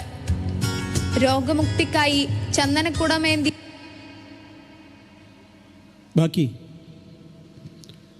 അപ്പൊ നോക്കൂ നിങ്ങൾ, രോഗമുക്തിക്ക് വേണ്ടി ചന്ദനക്കലങ്ങൾ തലയിലേറ്റിക്കൊണ്ടുള്ള ആ രംഗങ്ങളുമൊക്കെ അതിലുണ്ട്. അതേപോലെ തന്നെ അവിടെ കഥാ തൊട്ടിയും കയറുമൊക്കെ നേർച്ചയാക്കുകയാണ്. രോഗശാന്തിക്കുള്ള നേർച്ചയാണ് തൊട്ടിയും കയറും. ലേഖനം ഇങ്ങനെയാണ് പറയുന്നത്: തൊട്ടിയും കയറുമായി വന്ന് പ്രാർത്ഥനയോടെ മരുന്ന് കിണറിൽ നിന്ന് അരത്തൊട്ടി വെള്ളം കോരി പള്ളിയുടെ അകത്ത് സമർപ്പിച്ചാൽ ഏത് രോഗവും സൗഖ്യമാകുമെന്നത് കാലങ്ങളായുള്ള വിശ്വാസമാണ്. ഇതിനു പുറമെ ആട്, മാട്, കോഴി, കുത്തുവിളക്ക്, പട്ട്, പഴം, അരി എന്നിങ്ങനെ എന്തും സമർപ്പിച്ച് പ്രാർത്ഥിക്കാം. മാസങ്ങളോളം പള്ളിയിൽ താമസിച്ച് പ്രാർത്ഥിക്കുന്നവരുമുണ്ട്. പള്ളിയിൽ ഖബറിന്റെ അടുത്ത് എഴുത്തിക്കാഫിരിക്കുന്നവരുണ്ട്. ആണും പെണ്ണും ഒരുമിച്ചവിടെ ജഗപുകയാണ്. ഒരുമിച്ചല്ലേ? ഇതൊക്കെ ഇസ്ലാമിലുണ്ടോ? തിരുവനന്തപുരത്തുകാരെ, ഭീമാ പള്ളിയുടെയും അതുപോലെ തന്നെ വിഴിഞ്ഞത്തിൻ്റെയും പേരിലൊക്കെ മഹാന്മാരായ ആളുകളാണ് എന്നൊക്കെ പറയുന്നതോടൊപ്പം നിങ്ങളങ്ങനെ പറഞ്ഞോളൂ. പക്ഷേ അവരുടെയൊക്കെ ദർഗയിൽ നടക്കുന്ന ദുരാചാരങ്ങൾക്കെതിരെ ശബ്ദിക്കല്ലത് ഞങ്ങളുടെ മാത്രം കടമയല്ലല്ലോ. നിങ്ങളും ഞങ്ങളും പരലോകത്ത് വരുമല്ലോ. രാജാതിരാജനായ റബ്ബിൻ്റെ മുമ്പിൽ വരുമ്പോ അർഹമുർറാഹിമീനായ റബ്ബേ, തിരുവനന്തപുരത്ത് നടന്ന കോൺഫറൻസിൽ ഈ ഉള്ളവനെ കൊണ്ട് കഴിയാവുന്നതിൻ്റെ പരമാവധി അത് ജനങ്ങളോട് പറഞ്ഞിട്ടുണ്ട്. അല്ലാ, അതിന് സാക്ഷിയാണ് ഈ ഇവിടെ കൂടിയ ആയിരങ്ങൾ, അതിന് സാക്ഷിയാണ്. ഈ പുത്തരിക്കണ്ടം മൈതാനം നാളെ പരലോകത്ത് വരില്ലേ? ആലോചിക്കൂ ഉമ്മ, ഉപ്പ, ഇതൊരു വാശിയുടെയും വഴക്കിൻ്റെയും പ്രശ്നമാണോ? പരലോകത്ത് രക്ഷപ്പെടണോ? എത്രയെത്ര നബിമാർക്കാണ് മക്കളില്ലാതെ കഷ്ടപ്പെട്ടത്, രോഗം കൊണ്ട് കഷ്ടപ്പെട്ടത്. അവരേത് ദർഗയിലെത്തിയിട്ടാണ് തൊട്ടിയും കയറും നേർച്ചയാക്കിയത്? ഏത് ദർഗയിലെത്തിയിട്ടാണ് ചന്ദനക്കലം കൊണ്ട് വലം വെച്ചത്? ഇതേപോലെയുള്ള 100 കൂട്ടം ശിർക്കൻ പ്രവർത്തനങ്ങൾ നടമാടുമ്പോൾ മുസ്ലിയാക്കളുടെ മുമ്പിൽ 10,000 ഒരുമിച്ച് കിട്ടിയാലും ഇതിനെതിരെ കാമ എന്നൊരക്ഷരം പറയാതെ നിങ്ങൾ എവിടേക്കാ കൗമിനെ കൊണ്ടുപോകുന്നതെന്ന് വളരെ വിനയത്തോടെ ഗൗരവത്തോടെ ഞാൻ ചോദിക്കുന്നു. കാരണം നമുക്കെല്ലാ മേഖലയിലും നമ്മുടെ മാതൃകാ പുരുഷൻ മുഹമ്മദുർ റസൂലുള്ളാഹി വഖൈറുൽ ഹദി ഹദി മുഹമ്മദിൻ സല്ലല്ലാഹു അലൈഹി വസല്ലം വശറൽ ഉമൂരി മുഹ്ദസാതുഹാ. എല്ലാ ചര്യകളിലും വെച്ച് മുന്തിയ ചര്യ മുത്തമുസ്തഫയുടെ ചര്യയാണ്. അവിടുന്ന് പഠിപ്പിക്കാത്ത പുത്തനാചാരങ്ങളാണ് ഈ കൊണ്ട് നടക്കുന്നത്. അത് മുഴുവനും നരകത്തിലാണ്. അതുകൊണ്ടാ ഗൗരവത്തോടെ പറയുന്നത്. ഇതൊക്കെ പറയുമ്പോൾ ഈ സാധാരണ ജനങ്ങളെ മുസ്ലിയാക്കൾ പഠിപ്പിച്ചു വെച്ച ഒരു മറുപടിയുണ്ട്. കണ്ടില്ലേ, ആ മൗലവി പുത്തരിക്കണ്ടം മൈതാനിയിൽ നിന്ന് ഭീമാ ബീവിയെ തെറി പറഞ്ഞത് കേട്ടില്ലേ? മാഹിൻ അബൂബക്കറിനെ തെറി പറഞ്ഞത് കേട്ടില്ലേ? മൊഹീദ്ദീൻ ശൈഖിനെ മൊഹീദ്ദീൻ പള്ളിയിലെ വിഴിഞ്ഞത്തിനെ തെറി പറയുന്നത് കേട്ടില്ലേ? വല്ലാഹി വല്ലാഹി മുജാഹിദുകൾക്ക് ആ തൊഴിലില്ല. ഇവിടെ ആരാണ് ചീത്ത പറയുന്നത്? ഈ സമ്മേളനത്തിൻ്റെ പ്രചരണാർത്ഥം വിഴിഞ്ഞം ഭാഗത്തേക്ക് ഇവിടെയുള്ള പ്രവർത്തകന്മാര് വാഹന പ്രചരണവുമായി പോയപ്പോ അവിടെ തടയുകയാണ് ചില സുഹൃത്തുക്കൾ, തൊപ്പിവെച്ച ചില സഹോദരങ്ങൾ. അവിടെ ആ വാഹനം തടഞ്ഞുകൊണ്ട് പറയുന്നു, ഇവിടെ നിങ്ങൾ സംസാരിക്കാൻ പാടില്ല, ഇങ്ങോട്ട് നിങ്ങൾ വരാൻ പാടില്ല, ഇവിടെ നിന്ന് വേഗം പൊയ്ക്കോ. അപ്പൊ എന്ത് തെറ്റാ ഞങ്ങൾ ചെയ്തതെന്ന് പ്രവർത്തകന്മാർ ചോദിക്കുമ്പോൾ ആ തൊപ്പിയിട്ട മനുഷ്യൻ പറയുന്നുണ്ട്, നിങ്ങൾ ഔലിയാക്കന്മാരെ തെറി പറയുന്നുണ്ട്, ഔലിയാക്കന്മാരെ മേൽ കുതിര കയറുന്നുണ്ട്, അതുകൊണ്ട് വേഗം തടി സലാമത്താക്കിക്കോ എന്നിങ്ങനെ ഭീഷണിപ്പെടുത്തുന്ന ആ മനുഷ്യൻ്റെ ക്ലിപ്പ് ഞങ്ങളുടെ കൈകളിലുണ്ട്. ആ മനുഷ്യനെ ഓർത്താൽ ഞങ്ങളിവിടെ കാണിക്കുന്നില്ല. പക്ഷേ ആ മനുഷ്യനെങ്ങാനും കൂടെയുള്ള ആളുകളെങ്ങാനും നന്നായെങ്കിലോ ദുആ ചെയ്യുന്നു, റബ്ബേ അങ്ങനെയുള്ള വീരശൂര പരാക്രമങ്ങളൊക്കെ ഞങ്ങൾക്കെതിരെ കാണിച്ച പലരും ഇന്ന് ഞങ്ങളുടെ കസേരയുടെ മുൻനിരകളിലുണ്ട്, ഞങ്ങളുടെ വേദികളിലുണ്ട്. അതുകൊണ്ട് മുസ്ലിയാക്കൾ നിങ്ങളെ തെറ്റിദ്ധരിപ്പിച്ചിട്ടുണ്ടെങ്കിൽ ഞങ്ങളൊരു ഔലിയാക്കളെയും തെറി പറയാറില്ല, കുറ്റപ്പെടുത്താറില്ല.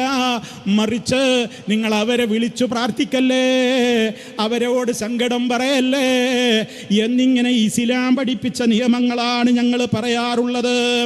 അതേപോലെ തന്നെ സഹോദരന്മാരെ, ഔലിയാക്കന്മാരെ സംബന്ധിച്ചു പറയുമ്പോൾ നിങ്ങൾ പരിചയപ്പെടുത്തുന്ന ഔലിയാക്കളെ ഞങ്ങൾ അംഗീകരിക്കുന്നില്ല. ഞങ്ങൾ ഖുർആൻ പറയുന്ന ഔലിയാക്കളെയാണ് അംഗീകരിക്കുന്നത്. അതാരാണ്? അല്ലദീന ആമനൂ വകാനൂ യത്തഖൂൻ, നല്ല വിശ്വാസമുള്ള, പടച്ചവനെ പേടിയുള്ള, നിസ്കരിക്കുന്ന, നോമ്പെടുക്കുന്ന, സക്കാത്ത് കൊടുക്കുന്ന, ഹജ്ജ് ചെയ്യുന്ന, സൂക്ഷ്മതയോടെ ജീവിക്കുന്ന, ഒരു കറാഹത്ത് പോലും ചെയ്യാൻ ജീവിതത്തിൽ അത് വളരെ സൂക്ഷ്മത പുലർത്തിക്കൊണ്ട് മുന്നോട്ട് പോകുന്ന ഉത്തമന്മാരാണ് വലിയുകൾ. അത് ഖിയാമത്ത് നാൾ വരെണ്ടാകും. അള്ളാഹു അവരിലൊക്കെ നമ്മളെ ഉൾപ്പെടുത്തുമാറാകട്ടെ. അതാർക്കും അത്തരം ഉയരങ്ങളിലേക്ക് എത്താം. തഖ്വയോടെ ജീവിച്ചോ, ഈമാൻ ശുദ്ധീകരിച്ചോ, നമുക്കും ഔലിയാക്കന്മാരുടെ പദവികളിലേക്ക് ഉയരാം. പക്ഷേ ഇന്ന് പരിചയപ്പെടുത്തുന്ന ഔലിയാക്കൾ ആരാണ്? ഉടുക്കാത്ത ഔലിയയാണ്, കുളിക്കാത്ത ഔലിയയാണ്. എന്താ പിന്നെയും കറാമത്ത്? കുളിച്ചില്ലെങ്കിൽ എന്താ?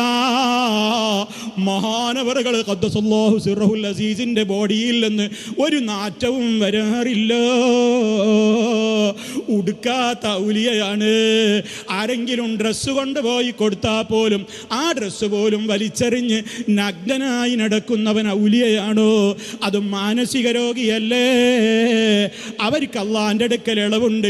പക്ഷേ ആ മാനസിക രോഗിയായി ജീവിക്കാൻ സമ്മതിക്കാതെ അയാളെ നിങ്ങളാണ് ഔലിയപ്പാപ്പ എന്നും പറഞ്ഞ് പിന്നാലെ കൂടുന്നവന് എന്ത് രോഗമാ? ഇതൊന്നും ഞാൻ വെറുതെ പറയുന്നതല്ല. എനിക്ക് ഒരുപാട് കേരളത്തിലെ ദർഗകളെ കുറിച്ചറിയാം. പക്ഷേ തിരുവനന്തപുരത്ത് പറയുമ്പോൾ മൂക്കിൻ്റെ മുമ്പിലുള്ളതെന്ന് പറയണമല്ലോ. കേട്ടോളൂ, കല്ലടി മസ്താൻ എന്ന് പറയുന്ന ഒരു മസ്താനില്ലേ, അദ്ദേഹത്തിൻ്റെ വിശേഷം ഒരു സഖാഫി പറയുന്നു. അദ്ദേഹം ഒരിക്കലും വസ്ത്രം ധരിച്ചിരുന്നില്ല. നഗ്നനായ അദ്ദേഹത്തെ വസ്ത്രം നിർബന്ധപൂർവം ധരിപ്പിച്ചാലും അല്പം കഴിയുമ്പോൾ അത് ആർക്കെങ്കിലും അഴിച്ചു നൽകിയിട്ടുണ്ടാകും. കുളിക്കാതെയും വസ്ത്രം ധരിക്കാതെയും നടക്കുന്ന അദ്ദേഹത്തിൻ്റെ ശരീരത്തിൽ നിന്നും സുഗന്ധം വമിക്കുമായിരുന്നു. അദ്ദേഹത്തിൻ്റെ യഥാർത്ഥ നാമം ആർക്കും തന്നെ അറിയില്ല. കണ്ടോ, ആരാന്ന് പോലും അറിയില്ല, അദ്ദേഹത്തിൻ്റെ പേര് പോലും അറിയില്ല. എന്നിട്ടൊരു പേരാണ്ടിക്ക, കല്ലടി മസ്താൻ. എന്താ ഈ മസ്താൻ എന്ന് പറഞ്ഞാൽ കുടിയെന്ന്. കുടിച്ച് നല്ല ഡ്രംബായി നടക്കുന്ന ആളായി മസ്താന്, മസ്തു പിടിച്ചിട്ട് അതും ആവില്ല. എന്നിട്ട് കല്ലടി. എന്താ കല്ലടി? കല്ലടി എന്ന് പറയുന്നതിൻ്റെ കഥ വേറെ പറയുന്നുണ്ട്. മൂപ്പര ആരെങ്കിലും കാണാൻ വന്നാൽ ഇഷ്ടമുള്ളവരൊക്കെ എടുത്തിട്ട് കല്ലെടുത്തെറിയാലോ. കല്ലെടുത്തെറിയണോനൊന്നും വേദനിക്കൂല. ഇതാണ് എന്ന് വേറൊരു മൂല്യർ പറയുന്ന കേട്ടോളിൻ. തന്നെ കാണാൻ വരുന്ന ജനങ്ങളിൽ ബഹുമാനപ്പെട്ടവർക്ക് സ്നേഹം തോന്നുന്ന ആളുകളെ അദ്ദേഹം കല്ലുകൊണ്ടെറിയാറുണ്ടായിരുന്നു. അതൊരിക്കലും വേദനിപ്പിക്കുന്ന രീതിയിലുള്ള ഒരു എറിയലല്ല. എറിയപ്പെട്ട ആളുകളിൽ ഒരാൾക്ക് പോലും ഇന്നുവരെ വേദനയായിട്ടുമില്ല. അദ്ദേഹത്തിന് മനസ്സിൽ സ്നേഹം തോന്നുന്ന ആളുകളെ മാത്രമാണ് ബഹുമാനപ്പെട്ടവർ എറിയാറുള്ളത്. ഇങ്ങനെ കല്ലുകൊണ്ടെറിയുന്ന കാരണം കൊണ്ടാണ് കല്ലടി മസ്താൻ എന്ന പേരിൽ അറിയപ്പെടുന്നത് എന്നും അഭിപ്രായമുണ്ട്. അങ്ങനെ അഭിപ്രായമുണ്ട്, പറയപ്പെടുന്നു, അഭിപ്രായമുണ്ട്. ഇങ്ങനെയൊക്കെയാണ്. ഇതാണ് കല്ലടി മസ്താന്റെ കഥ. നോക്കൂ, നിങ്ങൾ ആലോചിച്ചു നോക്കൂ. അവിടെയും നടക്കുന്നത് എന്താ? അദ്ദേഹത്തോടാണ് വിളിച്ചു തേട്ടം. കറാമത്ത് എന്തായിരുന്നു? ഭീമാ ബീവിയുടെ ദർഗയിലേക്ക് രാത്രി കയറാൻ വേണ്ടി മൂപ്പര് സമ്മതം ചോദിച്ചു. കമ്മിറ്റിക്കാർ സമ്മതം കൊടുത്തില്ല. ഭീമാ ബീവിയുടെ ദർഗ അവർ താഴിട്ട് പൂട്ടിപ്പോയി. താഴിട്ട് പൂട്ടിയിട്ട് പിറ്റേന്ന് ഭീമാ പള്ളിയുടെ ചാവിയെടുത്ത് തുറന്നു നോക്കുമ്പോ കല്ലടി മസ്താനതാ ഭീമാ ബീവിയുടെ അടുത്ത് ഇരിപ്പാണ്. താഴിട്ട് പൂട്ടിയതിൻ്റെ ഉള്ളിലേക്കും കല്ലടി മസ്താൻ കയറിയിരിക്കുന്നു. ഇങ്ങനെ എത്രയെത്ര കെട്ടുകഥകളും കള്ളക്കഥകളും പറഞ്ഞുകൊണ്ടാണ് ഈ സമുദായത്തിൻ്റെ പണം നിങ്ങൾ അവരുടെ ഈമാനിൻ്റെ കൂടെ തന്നെ പോക്കറ്റടിക്കുന്നത്. ഇത് ഗൗരവത്തോടെ നിങ്ങൾ ചിന്തിക്കണം. റഹ്മാനായ റബ്ബിനെ പോലെ ലോകത്തെ മൊത്തം കൺട്രോൾ ചെയ്യുന്നത് ഇവിടെയുള്ള നബിമാരാണ്, ഔലിയാക്കളാണെന്ന് ഫാറൂഖ് നഈം ഇവരെ പ്രസംഗിച്ചിട്ടില്ലേ? ഇവിടെ പരിചയമുള്ള മുസ്ലിയാക്കളെ കുറിച്ചാണ് ഞാൻ പറയുന്നത്. ലോകത്തുള്ള എല്ലാ ചലനങ്ങളെയും ആധികാരികമായി നിയന്ത്രിച്ചു കൊണ്ടിരിക്കുന്നത് ലോകത്തിൻ്റെ നേതാവായ മുഹമ്മദ് മുസ്തഫ സ്വല്ലല്ലാഹു അലൈഹി വസല്ലം തങ്ങളാണ് എന്ന് ഫാറൂഖ് നഈമി പ്രസംഗിച്ചിട്ടുണ്ട്.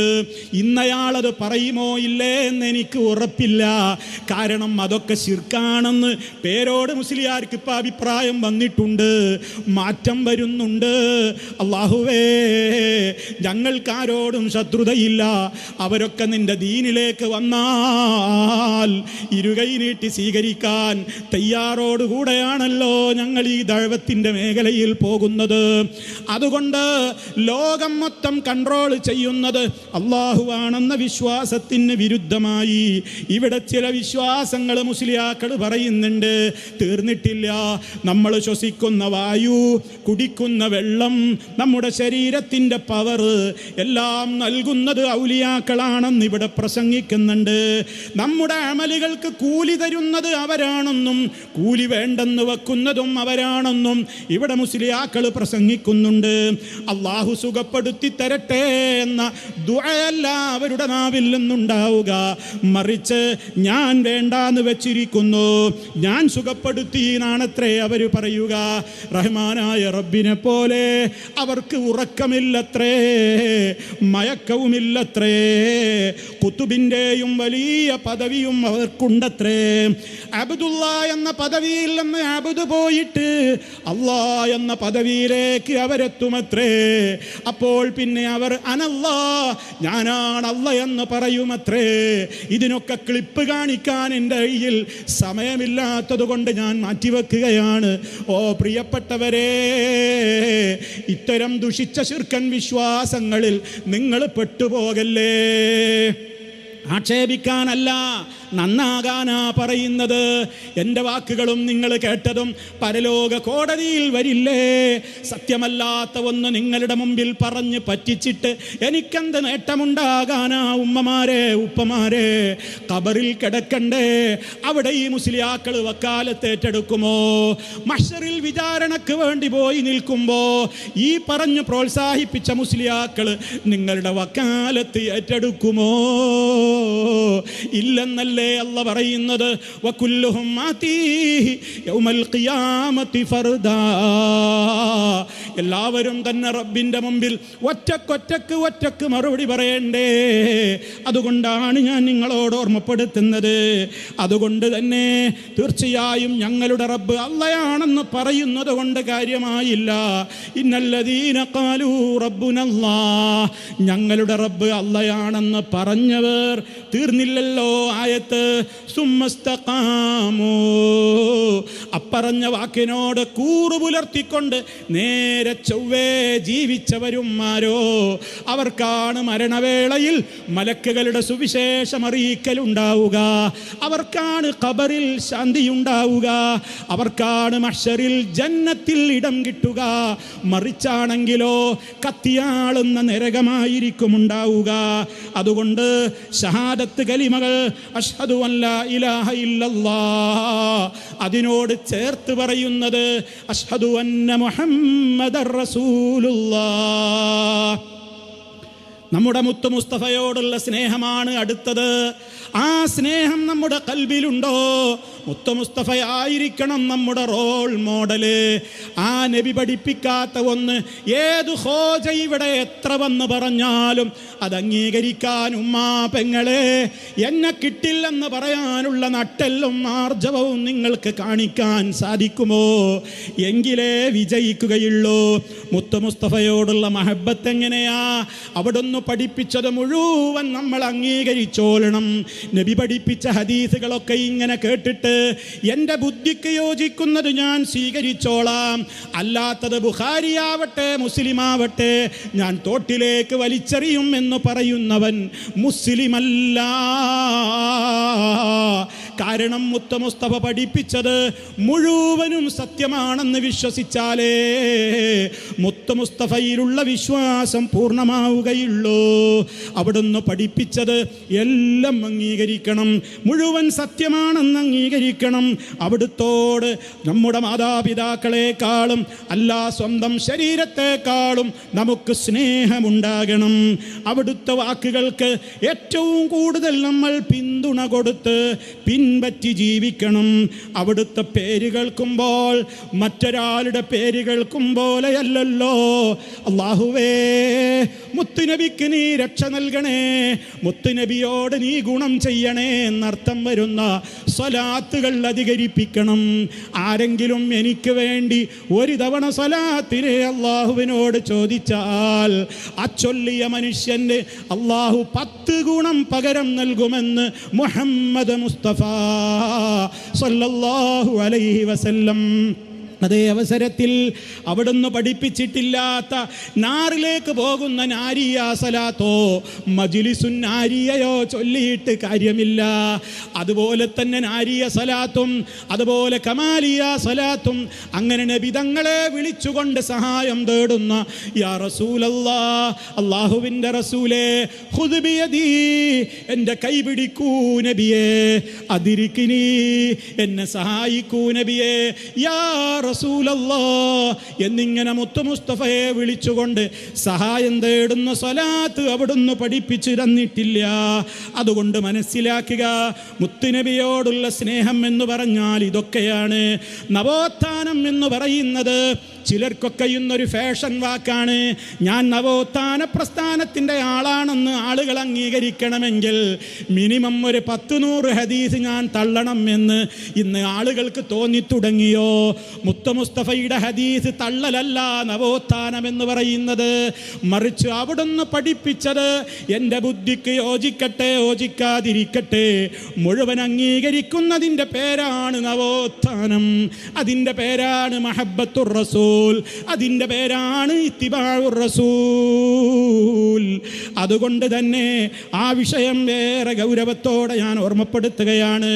ഇനി എൻ്റെ പ്രിയപ്പെട്ടവരെ, പല മുസ്ലിയാക്കളും നമ്മുടെ സദസ്സിലേക്ക് ആളുകൾ വരാതിരിക്കാനും നമ്മെക്കുറിച്ച് തെറ്റിദ്ധാരണകൾ പ്രചരിപ്പിക്കുവാനും പറയുന്ന ഒരു കളവുണ്ട്. അതെന്തെന്നല്ലേ? ഇവരോട് നിങ്ങൾ അടുക്കല്ലേ, മക്കളെ ഇവരുടെ അടുത്തേക്ക് പറഞ്ഞേക്കല്ലേ. കാരണം ഉപ്പ മരിച്ചാൽ ഉമ്മ മരിച്ചാൽ ദുആ ചെയ്യുന്ന മുസ്ലിയാരെ പോലും അവരെ തടയുന്ന, പട്ടിയെ കുഴിച്ചിടും പോലെ കുഴിച്ചിട്ട് പോരുന്ന ആളുകളാണെന്ന് ഞങ്ങളെക്കുറിച്ച് കള്ളം പറയുന്ന ചില മുസ്ലിയാക്കളുണ്ട്. അതൊന്ന് കേൾപ്പിക്കുന്നു ഞാൻ, ശേഷം ഞാൻ ബാക്കി പറയാം.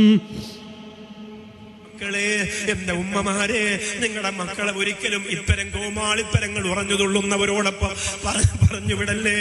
അവര് മൗലിദ് കിതാബ് കത്തിക്കുന്നവരാണ്. നിങ്ങളുടെ വീട്ടിലേക്ക് നിങ്ങളുടെ മയ്യത്ത് വീട്ടിൽ നിന്ന് കൊണ്ടിറങ്ങുമ്പോ പള്ളിക്കകത്ത് മയ്യത്ത് കൊണ്ട് വെച്ചിട്ട് ഉസ്താദിനോട് അവര് പോയി പറയും, എന്റെ വാപ്പാക്ക് വേണ്ടി ദുആ ചെയ്യണ്ട, തൽക്കീനൂതണ്ട, നായെ കുഴിച്ചിടുന്ന പോലെ മണ്ണ് മാന്തിയിട്ട് കുഴിച്ചിട്ടിട്ട് പോകാൻ ആ മകൻ പറയുന്ന കാലമാണ്. അല്ലാഹുവേ കാക്കണേ റബ്ബേ, കാക്കണേ റബ്ബേ. ഇങ്ങനെ നുണ പറയല്ലേ ബാക്കവി. നോക്കണം, നമ്മളെ പട്ടിനെ നായനെ കൊന്ന് കുഴിച്ചിട്ടിട്ട് മണ്ണ് മാന്തിയിട്ടാണ് പോലാണ്. ആരടോ എന്നോടിത് പറഞ്ഞത്? ആരാ നിന്നോടിത് പറഞ്ഞത്? തെളിയിക്കാൻ നിങ്ങൾക്ക് 1 അര വരിയെങ്കിലും കിട്ടുമോ? ഞങ്ങളുടെ സംസാരത്തിൽ നിന്ന് ഒരു അരമിനിറ്റ് പോയിട്ടൊരു മൈക്രോ സെക്കൻഡ് കൽപ്പിക്കാൻ പറ്റുമോ? മരണപ്പെട്ടു പോയ മാതാപിതാക്കൾക്ക് വേണ്ടി ദുആ ചെയ്യുന്നതിന് ഞങ്ങളെതിരാണെന്ന് പറയാനും അങ്ങനെ അവർക്ക് വേണ്ടി ദുആ ചെയ്യരുതേ എന്ന് പറഞ്ഞ് പള്ളിയിലെ മുസ്ലിയാരോട് മുടക്കുന്ന ആളുകളാണെന്നും തെൽക്കീന് ഞങ്ങൾ ചൊല്ലണ്ടെന്ന് പറയാറുണ്ട്. അതെന്താ? മരിച്ച കബറടക്കി കഴിഞ്ഞിട്ട് 40 ഭാരം മണ്ണുമിട്ട് കഴിഞ്ഞിട്ട് ഒരു മുസ്ലിയാർ ഇന്നുകൊണ്ട് പറയും, ഇതാ നിന്റെ അടുക്കൽ ഇപ്പം 2 ഭീകരന്മാരായ മലക്കുകൾ വരും, അവർ നിന്നോട് ഇന്ന ഇന്ന ചോദ്യങ്ങളൊക്കെ ചോദിക്കുമ്പോൾ നീ ഇന്ന ഇന്ന ഉത്തരങ്ങളൊക്കെ പറഞ്ഞോ എന്ന് ചോദ്യവും ഉത്തരവും അങ്ങോട്ട് പറഞ്ഞു കൊടുക്കുന്ന തൽഖീർ എന്ന് പറയുന്ന കാര്യം ഞങ്ങൾ അംഗീകരിക്കാറില്ല. എന്തേ കാരണമെന്നല്ലേ? മുത്ത മുസ്തഫയിൽ ഞങ്ങൾ വിശ്വസിക്കുന്നു. ഞങ്ങളെ ജീവനേക്കാൾ സ്നേഹിക്കുന്ന മുഹമ്മദ് മുസ്തഫയുടെ നേതൃത്വത്തിൽ എത്രയെത്ര ജനാസകളാ മദീനയിലും മക്കയിലുമായി ഖബറടക്കം ചെയ്യപ്പെട്ടത്. എവിടെയാ മുത്ത മുസ്തഫ ഇങ്ങനെ ഒരു ചോദ്യവും ഉത്തരവും അവർക്ക് പഠിപ്പിക്കുന്ന ഒരു സംഭവം സ്വഹീഹായ ഒരൊറ്റ ഹദീസിലുണ്ടോ?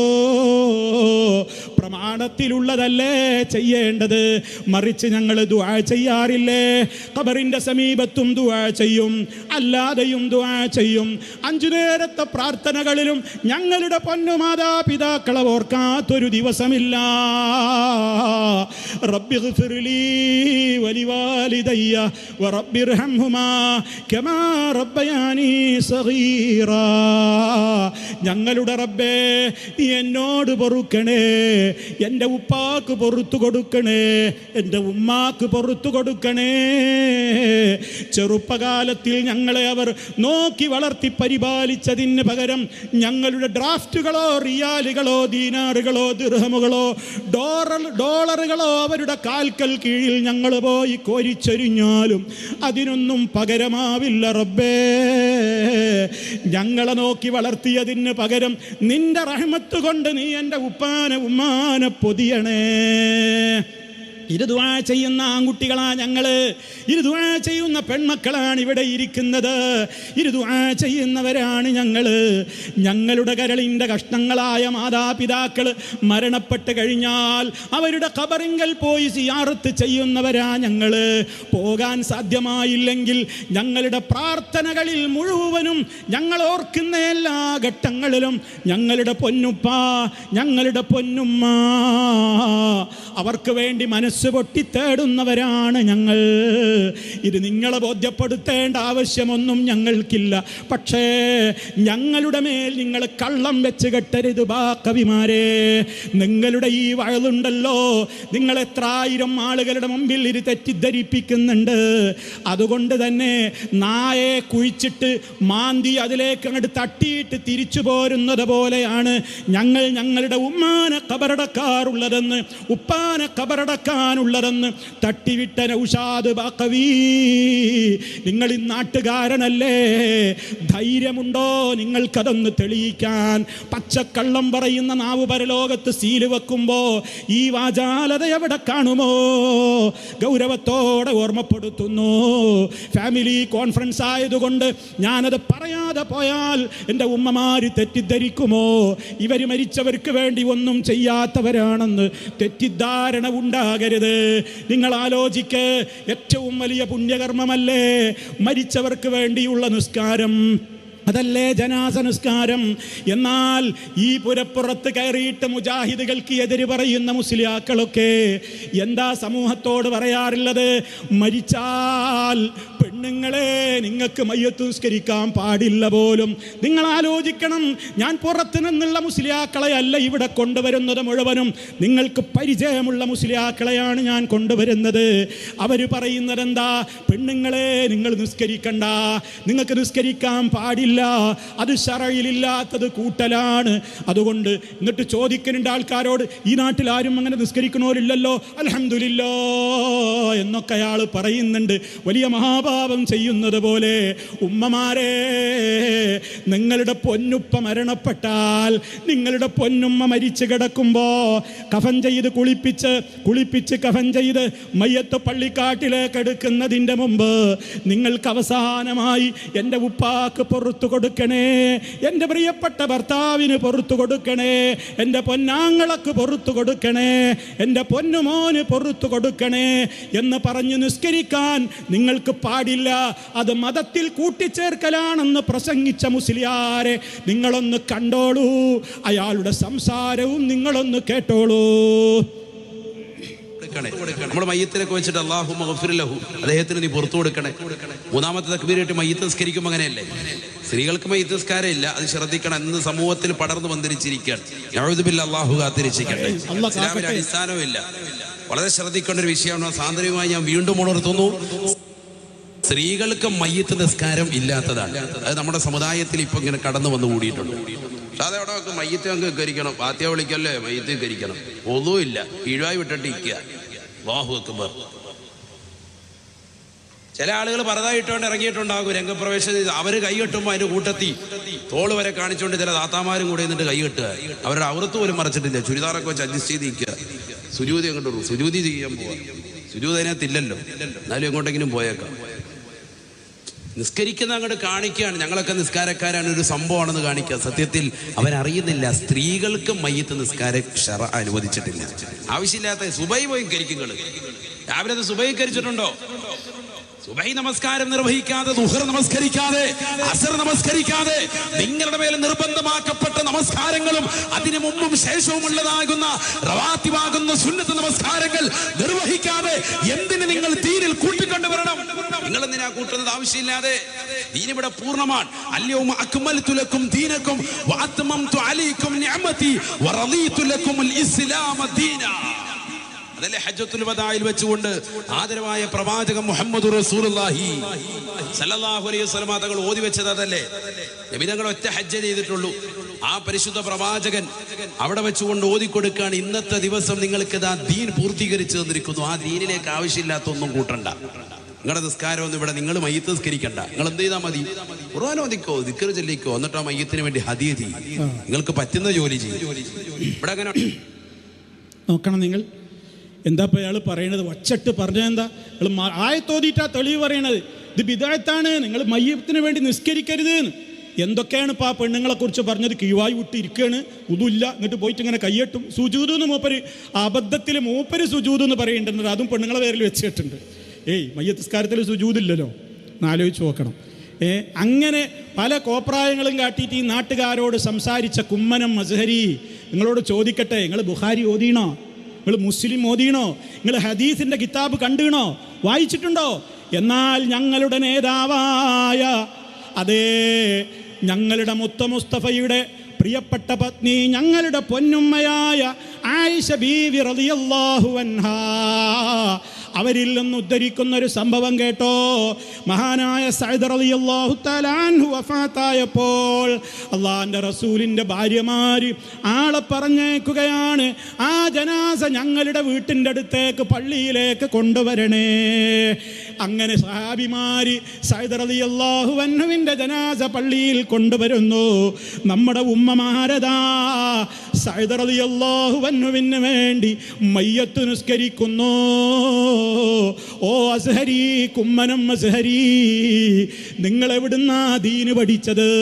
ഇത് ഈ സമൂഹത്തോട് നിങ്ങൾ ഇന്നുവരെ തിരുത്തിയതായി ഞാൻ കേട്ടിട്ടില്ല. ഉണ്ടെങ്കിൽ നിങ്ങളത് തിരുത്തണം. എന്നിട്ട് സ്ത്രീകൾക്ക് അവരുടെ ഉമ്മാക്ക് വേണ്ടി, ഉപ്പാക്ക് വേണ്ടി, മോന് വേണ്ടി, ഭർത്താവിന് വേണ്ടി, ബന്ധുക്കൾക്ക് വേണ്ടി അങ്ങനെ ഒരു പുണ്യകർമ്മം നിർവഹിക്കാൻ പാടില്ലെന്നും അത് ശറയിൽ കൂട്ടലാണെന്നും അള്ളാന്റെ സൂറത്തുൽ മാഇദയിലെ ആയത്തിനെതിരാണെന്നുമൊക്കെ നിങ്ങൾ പറയുമ്പോൾ എത്ര ഗൗരവമാണ് നിങ്ങൾ ഈ സമൂഹത്തോട് പറയുന്നത്? മറിച്ച് ഇല്ലാത്തത് പറയാൻ നിങ്ങൾക്കൊക്കെ എന്താ ആവേശമാ? നോക്കൂ നിങ്ങൾ, നേരത്തെ ഞാൻ കാണിച്ച നൗഷാദ് ബാക്കവി പറയുകയാണ്, മരിച്ചുപോയവരൊക്കെ നമ്മുടെ വീട്ടിലേക്ക് ഒരു കൊല്ലത്തിൽ 7 ദിവസം ഇങ്ങനെ നമ്മുടെ വീടിൻ്റെ ഉമ്മറപ്പടിക്കൽ വന്നിട്ട് നമ്മളെ നോക്കിയിട്ട് ഇങ്ങനെ കരഞ്ഞു പറയുമത്രേ. അയാൾ പറയട്ടെ, ബാക്കി ഞാൻ പറയാം. മരണപ്പെട്ട് കഴിഞ്ഞാൽ നമ്മുടെ റൂഹ് എന്നാണ് തിരിച്ച് വീട്ടിലേക്ക് വരുന്നത്. 7 രാത്രികളിൽ നൗഷാദ് ബാക്കവിയുടെ മകൻ മുസ്താഖ് അഹമ്മദിന്റെ റൂഹ് ഞങ്ങൾ താമസിക്കുന്ന വീടിന്റെ വാതിലിൽ വന്ന് നിന്നിട്ട് ഞങ്ങളോട് കരഞ്ഞുകൊണ്ട് ചില വർത്തമാനങ്ങൾ പറയും. 7 രാത്രികളിൽ നിങ്ങളുടെ മരണപ്പെട്ടു പോയ ഉമ്മ, നിങ്ങളുടെ ഉപ്പ, നിങ്ങളുടെ സഹോദരങ്ങൾ, നിങ്ങളുടെ കൂടപ്പറപ്പുകൾ എല്ലാവരും അങ്ങനെ വരുമെന്നാണ് സ്വഹീഹായ ഹദീസാണ്. അബൂ ഹുറൈറ റളിയല്ലാഹു തആല റിപ്പോർട്ട് ചെയ്യുന്ന ഹദീസ്. നോക്കണം നിങ്ങൾ. ഇപ്പം അദ്ദേഹം പറഞ്ഞതെന്താ? അദ്ദേഹത്തിൻ്റെ മോൻ മരണപ്പെട്ടിട്ടുണ്ട് എന്നാണ് ഞാൻ അറിഞ്ഞത്. അള്ളാഹു ഏതായാലും ആ പൊന്നു മോന് സ്വർഗം നൽകട്ടെ. ഇവിടെ ഞാൻ ഉദ്ദേശിച്ച കാര്യം എന്താണെന്നറിയോ? അദ്ദേഹം പറയുന്നത് എന്താ? പറയുന്നത് നമ്മുടെ വീട്ടിൽ നിന്ന് ആര് മരണപ്പെട്ടു പോയാലും അവരൊക്കെ നമ്മുടെ വീട്ടിലേക്ക് എന്ത് ചെയ്യുന്നുണ്ട്? കയറി വരുന്നുണ്ട്. ഒരു കൊല്ലത്തിൽ 7 ദിവസം. സ്വഹീഹായ ഹദീസിലാണ്. എവിടെ മുസ്ലിയാരെ? തിരുവനന്തപുരത്തുകാരോടൊന്ന് പറഞ്ഞു കൊടുക്കൂ. മൈക്ക് കെട്ടിയിട്ടോ അല്ലാതെയോ വാട്സപ്പിലോ എവിടെയെങ്കിലും ഒന്ന് പറയൂ. നബി സല്ലല്ലാഹു അലൈഹി വസല്ലം പഠിപ്പിച്ച സ്വഹീഹായ ഏത് ഹദീസിലാണ് നമ്മുടെ വീട്ടിൽ നിന്ന് മരിച്ചു പോയവരുടെ ആത്മാക്കൾ 7 രാത്രികളിൽ നമ്മുടെ വീടിൻ്റെ ഉമ്മറത്തേക്ക് വന്നിട്ട് നമ്മളോട് ഇങ്ങനെ പറയുമത്രേ, ഞങ്ങൾ താമസിച്ച വീട്ടിലല്ലേ നിങ്ങൾ താമസിക്കുന്നത്? ഞങ്ങളുണ്ടാക്കിയ സൗകര്യങ്ങളല്ലേ നിങ്ങൾ അനുഭവിക്കുന്നത്? ഞങ്ങൾക്ക് വേണ്ടി ഒരു ഫാത്തിഹ തരാമോ? ഞങ്ങൾക്ക് വേണ്ടി ഒരു യാസീൻ തരാമോ? ഞങ്ങൾക്ക് വേണ്ടി ഒന്ന് ദിക്ർ ചൊല്ലാമോ? എന്നിങ്ങനെ കെഞ്ചി പറയുമത്രേ. നമ്മൾ വല്ലതും അവർക്ക് കൊടുത്താൽ സന്തോഷത്തോടെ അവർ ഖബറിലേക്ക് പോകുമത്രേ. കൊടുത്തില്ലെങ്കിലോ പൊട്ടിക്കരഞ്ഞിട്ട് നിരാശയോടെ അവർ ഖബറിലേക്ക് പോകുമത്രേ എന്നാണ് ബാക്കി മൂപ്പര് പറയുന്നത്. സമയമില്ലാത്തത് കൊണ്ട് ഞാൻ ബാക്കി കേൾപ്പിക്കാത്തതാണ്. ചോദിക്കട്ടെ, മുജാഹിദുകളുടെ നേരെ നിങ്ങൾ കൊഞ്ഞനം കുത്തിയില്ലേ? പട്ടിയെ കുഴിച്ചിട്ട് പോരും പോലെ പോരും എന്ന് നിങ്ങളുടെ നാവ് കൊണ്ട് പറഞ്ഞില്ലേ? മുസ്തഫായുടെ പേരിലും നിങ്ങൾ കളവല്ലേ പറഞ്ഞത്? ഇങ്ങനെ മരിച്ചുപോയവരുടെ റൂഹുകൾ നമ്മുടെ വീടുകളിലേക്ക് കൊല്ലത്തിൽ 7 തവണ ഇങ്ങനെ വന്ന് പൊട്ടിക്കരഞ്ഞുകൊണ്ട് യാചകരായിട്ട് വീടിൻ്റെ ഉമ്മറത്ത് നിൽക്കുമെന്ന് പഠിപ്പിച്ച സ്വഹീഹായ ഹദീസ് ഞങ്ങളും ഒന്ന് കാണട്ടെ. അതൊന്ന് ഉദ്ധരിക്കൂ. അതാര് റിപ്പോർട്ട് ചെയ്തോ? ഏത് കിതാബിലാണുള്ളത്? എത്ര നമ്പർ ഹദീസാണ്? ഞങ്ങളും ഒന്ന് കേൾക്കട്ടെ. അള്ളാന്റെ റസൂലിന്റെ പേരിൽ അവിടുന്ന് പറയാത്തത് പറഞ്ഞാൽ നരകത്തിൽ അവന്റെ ഇരിപ്പിടം അവൻ എത്രയും വേഗം തരപ്പെടുത്തിക്കൊള്ളട്ടെ എന്നല്ലേ മുഹമ്മദ് മുസ്തഫ സല്ലല്ലാഹു അലൈഹി വസല്ലം പറഞ്ഞത്. അതുകൊണ്ട് നിങ്ങൾ ഉള്ളത് പറഞ്ഞോളൂ. ദീനിനെ കുറിച്ച് പറയുമ്പോഴും ഉള്ളതേ പറയാവൂ. ഞങ്ങളോട് നിങ്ങൾക്ക് നല്ല വെറുപ്പുണ്ടാകും. ആ വെറുപ്പുണ്ടെങ്കിലും നിങ്ങൾ ഞങ്ങളെക്കുറിച്ച് പ്ലീസ് നിങ്ങൾ നല്ലതേ പറയാവൂ, ഉള്ളതേ പറയാവൂ. നുണ പറഞ്ഞുകൊണ്ടുള്ളൊരു പ്രബോധനം എനിക്കും ചേർന്നതല്ല, നിങ്ങൾക്കും ചേർന്നതല്ല, ഒരാൾക്കും ചേർന്നതല്ല. അതുകൊണ്ട് നല്ല ശ്രദ്ധ വേണം. അതേപോലെ തന്നെ കുടുംബത്തിൻ്റെ കാര്യത്തിൽ നമുക്ക് നല്ല ശ്രദ്ധ വേണം. വീടിൽ ഖുർആൻ പാരായണമില്ലാത്തൊരു ദിനമുണ്ടാകരുത്. വീട്ടിലെ മെമ്പർമാർ മുഴുവനും ദിക്റുകൾ ദുആകൾ ചൊല്ലി എന്ന് ഉറപ്പുവരുത്തണം. നമ്മുടെ മാതാപിതാക്കളെ പൊന്നുപോലെ നോക്കണം. വെട്ടിക്കൊല്ലുന്ന മക്കളുണ്ടെന്ന് നേരത്തെ കേട്ട് കഴിഞ്ഞു. ഉമ്മയാണ് സ്വർഗം, ഉപ്പയാണ് സ്വർഗം. അള്ളാഹുവിന് എതിരായ കാര്യങ്ങൾ അവർ നമ്മോട് പറയാത്തിടത്തോളം കാലം അനുസരിച്ചേക്കണേ. ഛേ എന്നൊരു വാക്കുപോലും പറഞ്ഞു പോകരുതേ. അതുപോലെ തന്നെ ഭാര്യ, അതുപോലെ തന്നെ ഭർത്താവ്. എല്ലാവരും ചിന്തിക്കണം. അമ്മായി അമ്മ നമ്മുടെ ഉമ്മയെ പോലെയാണ്, നമ്മുടെ ഉമ്മയുടെ സ്ഥാനത്താണ്. സ്വന്തം ഭാര്യയുടെ ഉമ്മയെ, അമ്മായി അമ്മയെ, പൊന്നുമ്മയെ പോലെ നോക്കുന്ന എത്രയോ ഭർത്താക്കന്മാരുണ്ട്. അതേ അവസരത്തിൽ തിരിച്ച് ഭർത്താവിൻ്റെ ഉമ്മയാകുന്ന അമ്മായി അമ്മയോട് എത്ര മരുമക്കൾ പൊന്നുമ്മയെ പോലെ പെരുമാറുന്നവരുണ്ട്. ചിന്തിക്കണേ. ആരെയും കുറ്റപ്പെടുത്താനല്ല, നമ്മൾ ആലോചിക്കണം. അത് നമ്മുടെ ഉമ്മയാണ്. ഇനി ഉമ്മാർക്കും ഓർമ്മ വേണം, അതെൻ്റെ മരുമകളാണ്, അത് പേരിലാണ്, അതെൻ്റെ മോളാണ്. മോളുടെ സ്ഥാനത്താണ് നമ്മുടെ മരുമകളും ഉള്ളത്. അങ്ങനെ കുടുംബത്തിൽ നല്ലൊരന്തരീക്ഷം കളിയാടണം.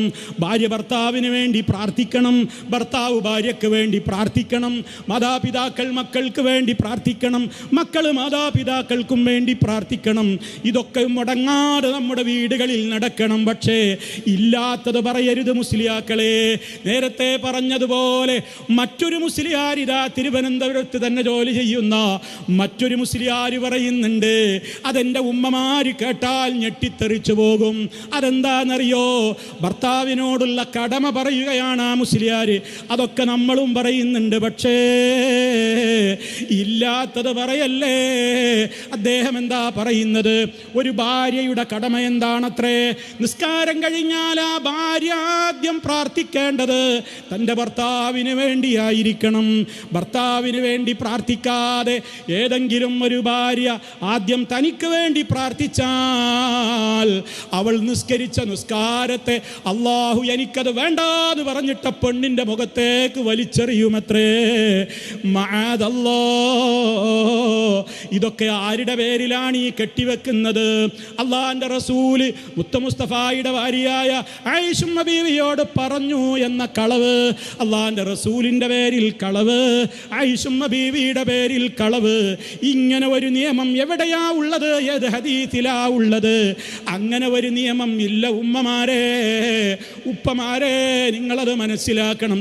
ഞാൻ ആ മുസ്ലിയാരുടെ സംസാരം നിങ്ങളോടൊന്ന് കേൾപ്പിക്കുന്നു. ഭാര്യയുടെ ഏറ്റവും വലിയ കടമയാണ് ആദ്യം നിസ്കാരം കഴിഞ്ഞ ഉടനെ ആദ്യം ഭർത്താവിന് വേണ്ടി ദുആ ചെയ്യണം. ആദ്യം ഭർത്താവിന് വേണ്ടിയിട്ടാണ് ദുആ ചെയ്യേണ്ടത്.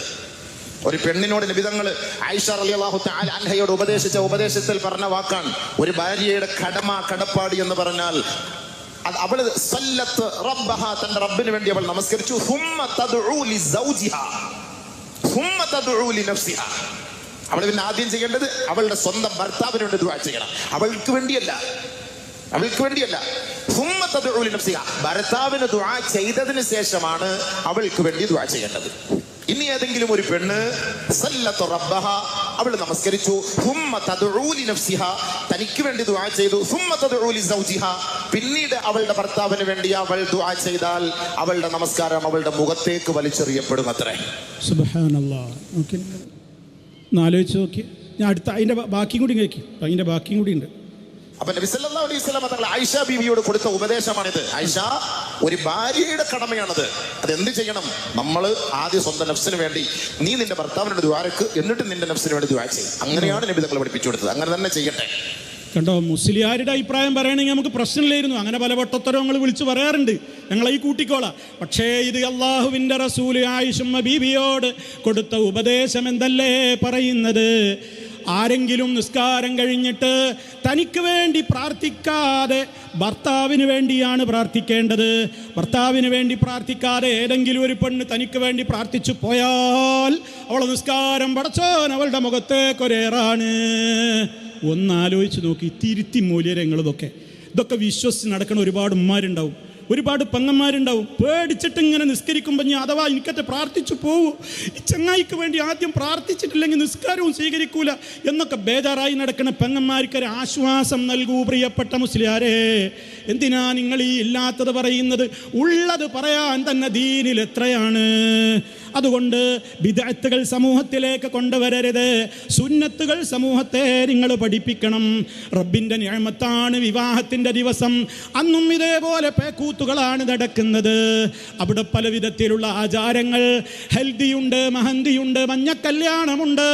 അതുപോലെ തന്നെ പല രൂപത്തിലുള്ള കമ്പിത്തിരികൾ കത്തിക്കലും പൂത്തിരി കത്തിക്കലും, അതുപോലെ തന്നെ സേവ് ദ ഡേറ്റും, അതുപോലെ ഫോട്ടോഷൂട്ടുകളും, ആണും പെണ്ണുമെല്ലാം കൂടി ഒന്നിച്ച് സ്റ്റേജിൽ നിരന്നുകൊണ്ടുള്ള ഫോട്ടോഷൂട്ടുകളും, അതുപോലെ തന്നെ മരം ചുറ്റി പ്രേമങ്ങൾ, നിക്കാഹ് കഴിഞ്ഞിട്ടില്ലാത്തവരും ഉള്ളവരുമൊക്കെ അത് ചെയ്തിട്ട് ഇൻസ്റ്റയിലൊക്കെ അത് അപ്ലോഡ് ചെയ്യുന്ന ആ വിധത്തിലുള്ള ഒരുപാട് സമ്പ്രദായങ്ങളുണ്ട്. പെണ്ണേ, നിന്റെ വേഷം നീ ശ്രദ്ധിക്കണം. ലാ യദ്ഖുൽനൽ ജന്ന, സ്വർഗത്തിൽ പ്രവേശിക്കൂല. സ്വർഗത്തിൽ പ്രവേശിക്കുന്നത് പോയിട്ട് സ്വർഗത്തിൻ്റെ മണം പോലും ആസ്വദിക്കാനാവില്ലെന്നല്ലേ ഇസ്ലാമിൻ്റെ വേഷം ധരിക്കാത്ത പെണ്ണിനോട്, ഞാൻ മുസ്ലിം പെണ്ണിനോടാ പറയുന്നത്. നാളെ ആരും ഇത് അന്തിച്ചർച്ചയ്ക്ക് ചാനലിൽ കൊണ്ടുവരണ്ട. ഞങ്ങളുടെ സമുദായത്തോടാ പറയുന്നത്. അള്ളാഹിൻ്റെ ഖുർആൻ അംഗീകരിക്കുന്നവരോടാ പറയുന്നത്. മുത്തു മുസ്തഫയെ സ്നേഹിക്കുന്നവരോടാ പറയുന്നത്.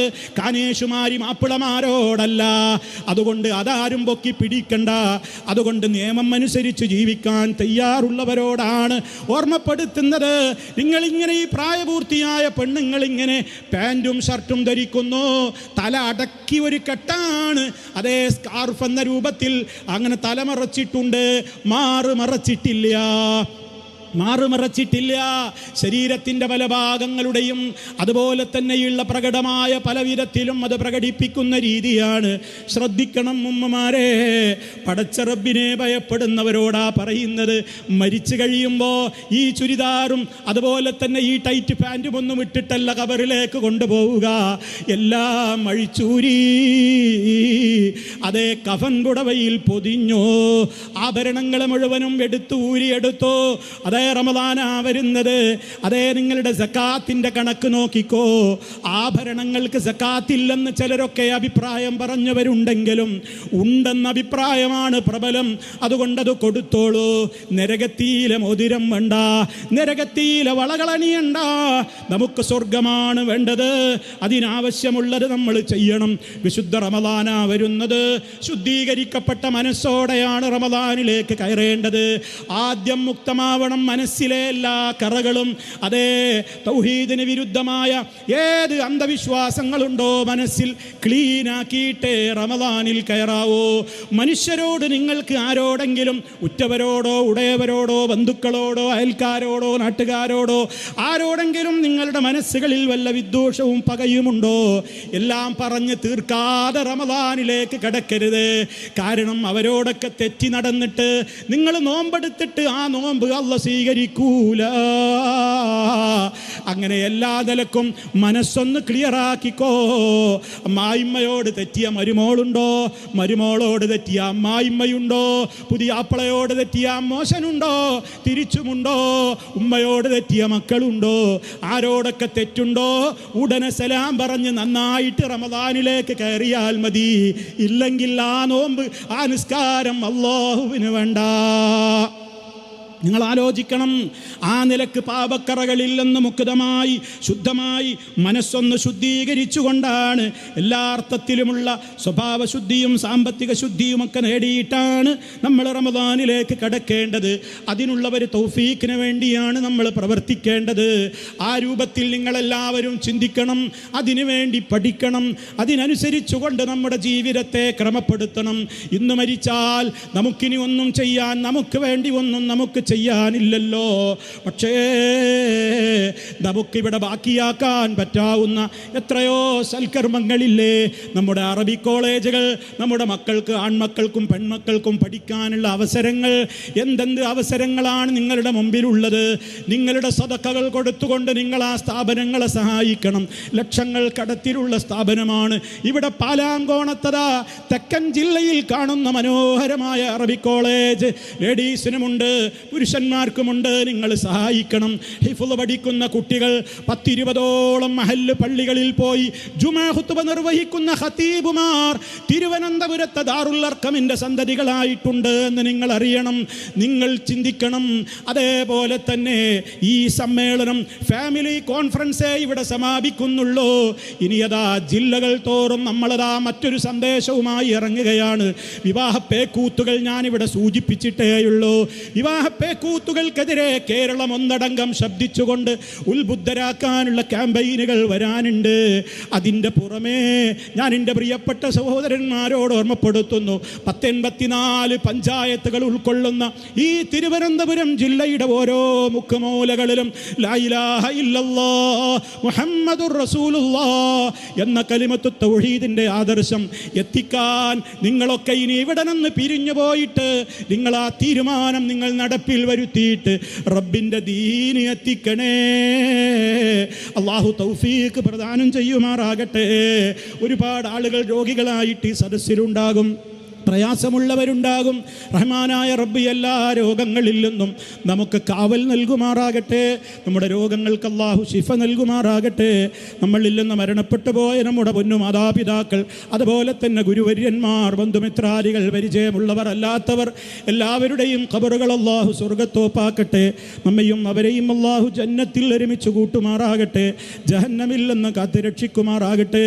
നമ്മുടെ അമലുകളൊക്കെ റബ്ബ് സ്വീകരിക്കുകയും ആഫിയത്തുള്ള ദീർഘായുസോടുകൂടി വിശുദ്ധ റമദാനിലേക്ക് കടന്ന് ആ മാസത്തെ ഏറ്റവും ഉത്തമമായ നിലയ്ക്ക് ആ മാസത്തോട് കൂറ് പുലർത്തിക്കൊണ്ട് സ്വർഗത്തിൻ്റെ അവകാശികളായി മാറുന്ന വിധത്തിൽ ആ മാസത്തെ ഹയാത്താക്കുവാനും അതിനെ ജീവിപ്പിക്കുവാനുമുള്ള തൗഫീക്ക് നൽകപ്പെടുന്നവരിൽ നമ്മളെയെല്ലാം അല്ലാഹു ഉൾപ്പെടുത്തുമാറാകട്ടെ. റബ്ബനാ തഖബ്ബൽ മിന്നാ ഇന്നക അൻതസ് സമീഉൽ അലീം വതുബ് അലൈനാ ഇന്നക അൻതത് തവ്വാബുർ റഹീം വഗ്ഫിർ ലനാ ഇന്നക അൻതൽ ഗഫൂറുർ റഹീം.